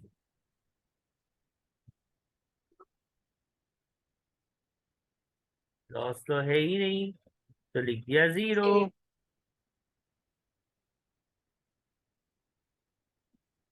तो ये आ गया 30,000, and that is the answer. That's how we are going to deal with terminal loss if there is a profit. इससे ज्यादा मुश्किल टर्मिनल लॉस नहीं होता। बस समझ आई? सही है सर, मैंने सारा सही किया था। फिर मेरी इसमें लगाने में मेरी गलती हो गई। पर नहीं, मैंने पूरा पूरा सही किया था। ओके, तो हमें टर्मिनल लॉस का पता है कि हमारा इस क्वेश्चन में टर्मिनल लॉस है कितना? 8,000 कितना आया था? 8975। कैसे निकाला? We knows now. अब ये टर्मिनल लॉस की एडजस्टमेंट कैसे होगी सर? तो हम बताते। टर्मिनल लॉस ओपनिंग ईयर की तरह कैरिड बैक होता है। कैरिड बैक भी कितना होता है? वही 3 साल कैरिड बैक होता है। ओपनिंग ईयर वाला भी कैरिड बैक होता था। ओपनिंग वाला कैरिड बैक होता था टोटल इनकम से, ये वाला कैरिड बैक होता है ट्रेडिंग इनकम से only. Like carry forward, carry forward भी ऊपर से, यानी सिर्फ ट्रेडिंग इनकम से एडजस्ट होता था, तो कैरीड बैक वाला भी लाइक कैरी फॉरवर्ड ऊपर से, यानी ट्रेडिंग इनकम से ही एडजस्ट होएगा, टोटल इनकम से एडजस्ट नहीं होगा। और ओपनिंग ईयर वाले में फीफो बेसिस थी ना, इधर जो बेसिस है वो है लीफो। लीफो मतलब लास्ट इन फर्स्ट आउट। मतलब कैसे करेंगे सर, तो अभी हम आपको बताएंगे, शेड्यूल बनाएंगे। मुझे बताओ, ये जो ईयर एंड्स हैं, ये बिजनेस बंद हुआ है कौन से साल में बंद हुआ है, कौन से टैक्स ईयर में बंद हुआ है? शटडाउन बिजनेस 22-23 में बंद हुआ है। इससे पहले के तीन और अमाउंट्स दिए हुए हैं, तो 21-22 आ जाएगा, 20-21 आ जाएगा, और 19-20 आ जाएगा। ऐसे ही ना, चार फिगर से 4 साल। ट्रेडिंग इनकम आएगी 7,500, 7,300, 100, और लॉस नहीं लिखा जाता। अब टर्मिनल लॉस है। टर्मिनल लॉस ट्रेडिंग इनकम से ही एडजस्ट होता है, और 3 साल पीछे, एक यवा दवा द्रे वाहिद इतने तलाता, 1 साल, 2 साल, 3 साल से एडजस्ट होगा, खलास, और आ जाएगी एक अमाउंट। अब ये लीफो है। लीफो है मतलब पहले कौन से साल से एडजस्ट करेंगे, 19-20 से कि 21-22? 21-22। लीफो मतलब आखिरी से यूं यूं जाने का। इधर ये फर्स्ट है तो ये सेकंड है तो ये थर्ड है। और सर आपने हमें ओपनिंग में पढ़ाया हुआ है फीफो, यूं यूं जाने का। यूं यूं मतलब ये फर्स्ट है, ये सेकंड है, ये थर्ड है, और क्वेश्चन हमने किए हैं। लीफो मतलब पहले हम 100 में से उड़ाएंगे। अगर मैं लॉस मेमोरेंडम आपको रफली बना के दिखाऊं, तो 8975 में से 100 उड़ गए। अभी भी लॉस बाकी है 8875 का। और पीछे गया 7,300 उड़ गए, अभी भी लॉस बाकी है कितना? 1575 का। और फिर इससे पीछे गया 1575 भी उड़ गया, कोई लॉस बाकी नहीं है। Zero, sorry, 0, 0, 1 more and 5925। इसके बाद अदर इनकम्स आ जाएंगी, जो कि इस क्वेश्चन में है नहीं, और पर्सनल अलाउंस तक ये क्वेश्चन आगे बढ़ सकता है। रिलीफ टर्मिनल लॉस का टोटल इनकम से नहीं होता, ट्रेडिंग इनकम से होता है, और वही 3 साल पीछे जाना है। लेकिन फीफो बेसिस पे नहीं जाना। कौन सी बेसिस पे जाना? लीफो बेसिस पे। That's it for the terminal loss topic. Any questions please? नहीं। ओके, इसको नोट डाउन भी कर लीजिएगा। मैं अब कर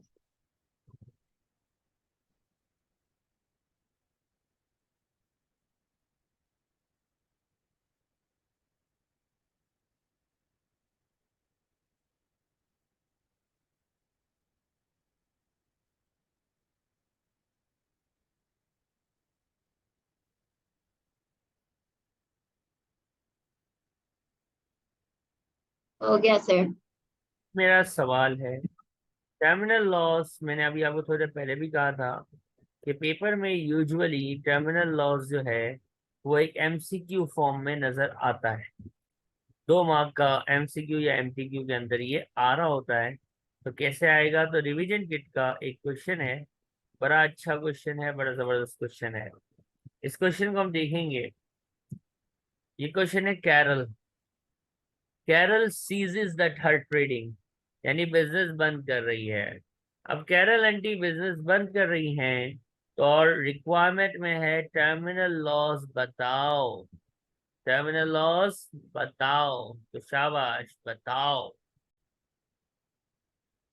तो इसका सबसे लास्ट टॉपिक है, क्या trading loss current year carry back और कैरी फॉरवर्ड करने में कोई रिस्ट्रिक्शन या कोई लिमिट अप्लाई होती है?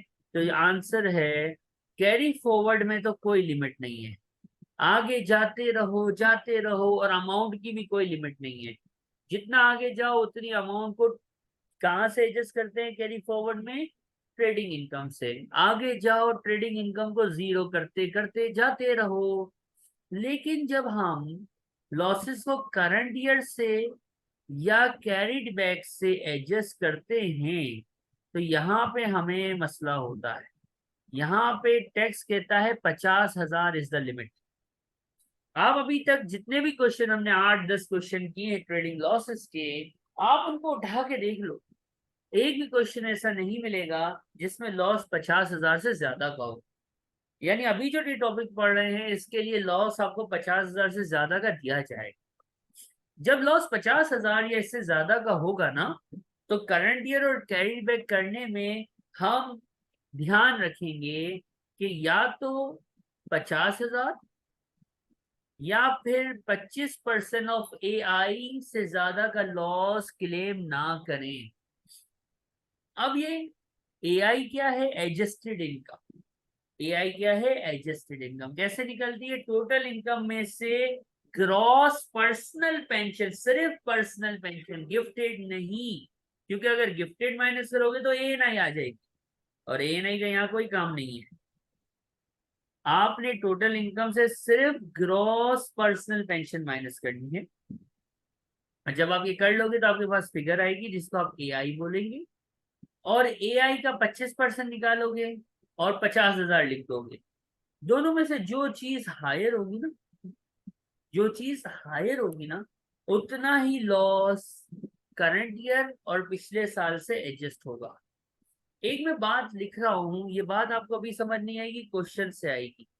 वो बात ये है कि ये जो रिस्ट्रिक्शन है ना, ये टॉपिक है रिस्ट्रिक्शन का।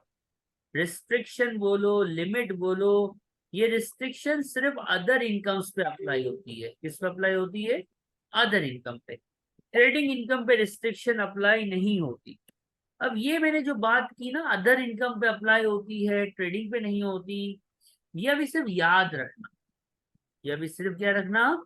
याद रखना। ये सिर्फ आप याद रखना। अभी मैं क्वेश्चन से आपको ये करना सिखाऊंगा कि यार ये अदर इनकम पे अप्लाई होती है, ट्रेडिंग पे नहीं होती, ये क्या सर बात कर दी। तो ये अभी आपको क्वेश्चन से करके दिखाए। ये आपने नोट किया जो मैंने अभी लिखा?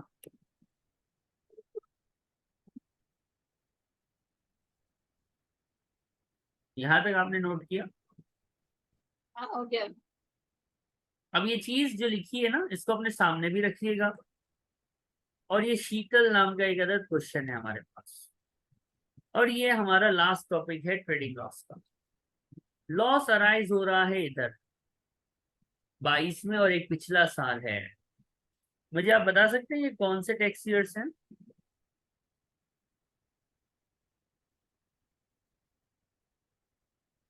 लॉस कौन से टैक्स ईयर में आया है?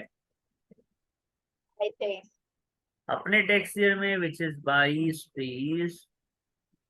22-23 अपना साल है, इससे पिछले वाला 21-22 होता होगा।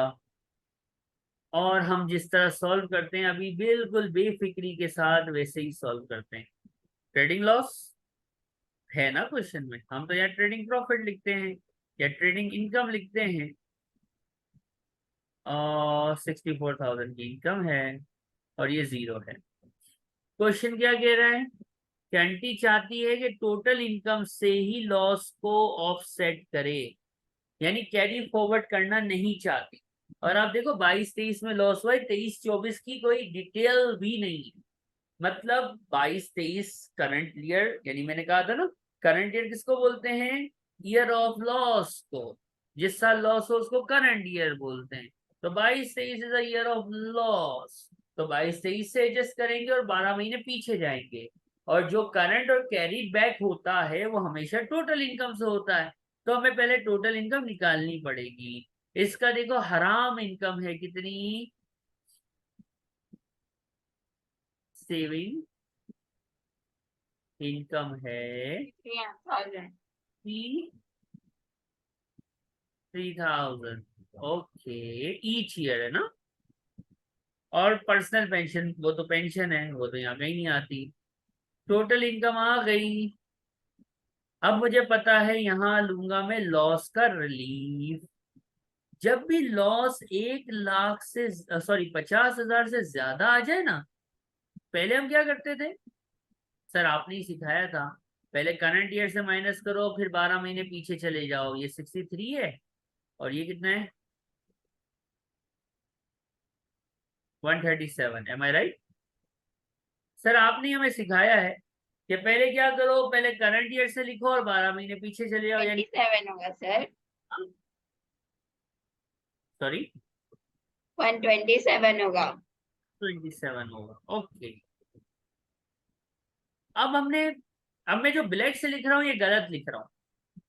63 पहले सर यहाँ करो और जो लॉस बच जाए इसको यहां से माइनस कर दो, ऐसा ही सीखा है ना कुछ, जी लेकिन काम करेंगे तो गलत हो जाएगा। सर ऐसा कैसे, आज से पहले तक इतने क्वेश्चन किए यही काम सही था, आज पहली मर्तबा आप कह रहे हो कि अगर ऐसा करोगे डायरेक्ट डायरेक्ट तो गलत हो जाएगा। तो ऐसा क्यों, ऐसा कैसे, वाई लाइक दैट? तो इसका रीजन आसान ये है कि इस सवाल में जब लॉस मेमोरेंडम में लॉस लिखा ना आपने, तो वो लॉस 50,000 से ज्यादा का है।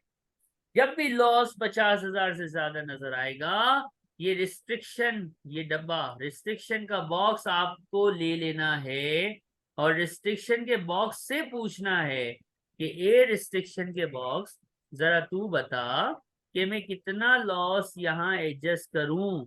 अपनी होशियारी बिल्कुल भी नहीं करनी, आपने इस डब्बे को लाना है, रिस्ट्रिक्शन का बॉक्स लाना है, ए आई शी आई की वर्किंग करनी है और ये बॉक्स आपको बताएगा कि कितना आप करेंगे। ये बात समझ आई? अब ये जी पहले हम आपको सिखाएंगे ये बॉक्स अप्लाई करना करंट ईयर के लिए। ये करंट ईयर एक टर्म है, इसके साथ कोई सा भी टैक्स ईयर हो सकता है, जैसे इस सवाल में है 22-23, लेकिन ये रूल जो अभी सिखाया जा रहा है ये करंट ईयर को संभालने का रूल है। करंट ईयर किसको बोलते हैं, जिस साल लॉस होता है। M I right? जी जितना लॉस होता है, लिमिट है 50,000। 25% ऑफ ए आई निकालेंगे तो कैसे निकालेंगे सर, ए आई निकलती है 25% ऑफ टोटल इनकम, ये रही टोटल इनकम 22-23 ना, इसको भूल जाओ, 21-22 को भूल जाओ।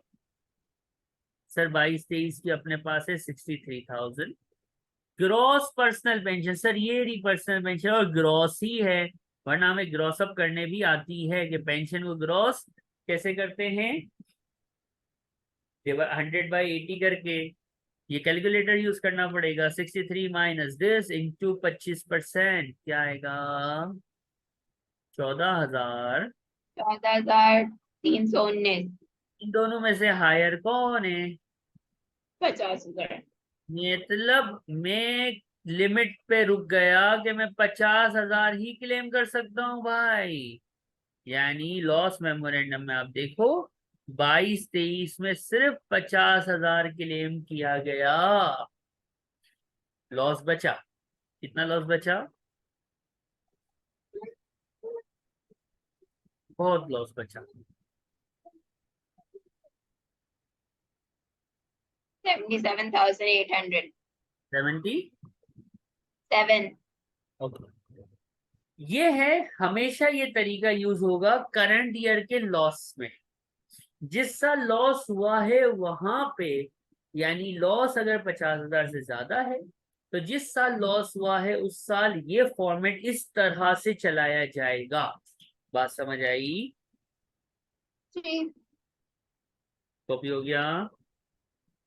जी अब मेरी बात गौर से सुननी है, ये फॉर्मेट दोबारा चलाया जाएगा। अब ये फॉर्मेट चलेगा किसके लिए, कैरिड बैक के लिए। कैरिड बैक के लिए, 21-22 के लिए। अब 21-22 के लिए फॉर्मेट चलाने से पहले मैंने एक बात की थी थोड़ी देर पहले कि ये रिस्ट्रिक्शन जो है वो सिर्फ अदर इनकम के लिए है। किसके लिए है ये रिस्ट्रिक्शन, क्या खेल सिर्फ अदर इनकम? अदर इनकम के लिए। 22-23 में तो होगी ही अदर इनकम ना, ट्रेडिंग इनकम तो सवाल ही नहीं है। करंट ईयर में तो सवाल ही इम्पॉसिबल है कि ट्रेडिंग इनकम हो, क्योंकि लॉस होगा तो कुछ होगा ना। करंट ईयर यानी लॉस वाले साल में तो ट्रेडिंग इनकम हो ही नहीं सकती। लेकिन जो पिछला साल होगा ना, उसमें आपके पास ट्रेडिंग इनकम भी होगी और अदर इनकम भी होगी। तो आपको जिस तरह बता रहा हूँ आपने पेपर में उसी तरह करना है। आपका लॉस 77,800 ऑल दो बचा है, पता है क्या करोगे आप? 64,000 तो सीधे हाथ से एडजस्ट कर दोगे पहले। क्यों? क्यों सर, उस पर लिमिट नहीं लगेगी क्या? 50 पे रोकेंगे नहीं क्या? तो नहीं रोकेंगे। क्यों नहीं रोकेंगे? क्योंकि ये रिस्ट्रिक्शन अदर इनकम्स के लिए है। ये रिस्ट्रिक्शन ट्रेडिंग इनकम के लिए तो है ही नहीं ना। ट्रेडिंग इनकम जितनी होगी उतनी आ जाएगी। ट्रेडिंग इनकम पे कोई रिस्ट्रिक्शन नहीं है। बात समझ आई? तो ये रिस्ट्रिक्शन सिर्फ अदर इनकम के लिए है। तो 64,000 तो मैंने आंखें बंद करके 21/22 कर दिया। कितना बचा?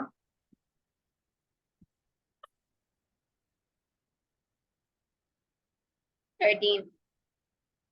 अब बारी इसमें अदर इनकम्स भी तो है ना। अदर इनकम पे रिस्ट्रिक्शन अप्लाई होती है। कैसे होती है? Total income -5725, 25%। जरा बताना।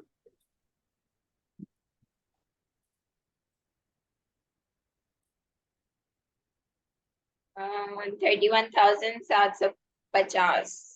31,750. हायर ऑफ का मतलब 50,000 तक माइनस हो सकता है। मेरा लॉस कितना है बचा हुआ? 50,000 तक में माइनस करने की अभी भी मेरे पास इजाजत है। मेरा लॉस है 13,800, माइनस कर दूं? जी. कर दिया। क्या बचा? लेकिन इसने मुझे करंट ईयर यानी ईयर ऑफ लॉस में नुकसान दिया है। तो ये आपने देखा। और नेट इनकम के बाद आप पर्सन हाउस, इसमें बाकी टैक्सेबल इनकम है। मैं हमेशा कहता हूँ रिक्वायरमेंट पढ़ना। टैक्सेबल इनकम यानी पर्सन हाउस लाजमी माइनस करना, वरना खाली खाली फजूल में अपना 1 मार्क जाया करवा दोगे। पर्सन हाउस माइनस कर लेना, जो आंसर आए वो टैक्सेबल इनकम लिखना, वो इसका आंसर होगा। आपने क्या सीखा? रिस्ट्रिक्शन किस पे अप्लाई होती है? अदर इनकम पे। और अदर इनकम वाला रूल ये जो है वो सिर्फ पिच कैरीड बैक पे होगा। करंट ईयर पे क्या होगा, कैसे होगा? ये फार्मूले का आंसर होगा, जो हायर होगा उतना ही लॉस एडजस्ट कर देंगे करंट ईयर से, यानी ईयर ऑफ लॉस से, यानी कि जो इसमें 22-23 है। पीछे जाने की बात करेंगे तो पीछे जाएंगे तो पहले जितना लॉस है उसको देखा। 77,800 का लॉस है। ट्रेडिंग इनकम 64 है, पूरी एडजस्ट कर दी। बाकी जो बचा उस पर ये लिमिट लगाई, 50,000 तक अलाउ है। तो 13,800 इज इन द लिमिट। तो पूरा वो एडजस्ट हो गया। बात क्लियर है? सही. ये है हमारे पास ट्रेडिंग लॉसेस का चैप्टर, जो कि अब हमारे पास कंप्लीट हो जाता है। ठीक है तो स्टूडेंट्स, अब हमने ट्रेडिंग लॉसेस का चैप्टर जो है वो कंप्लीट किया। वीडियो ट्रेडिंग लॉसेस ही कंप्लीट अब आपके पास है। कुछ भी हेल्प हुई हो तो चैनल को ज़रूर सब्सक्राइब कीजिएगा और वीडियो को शेयर कीजिएगा। अल्लाह हाफिज़।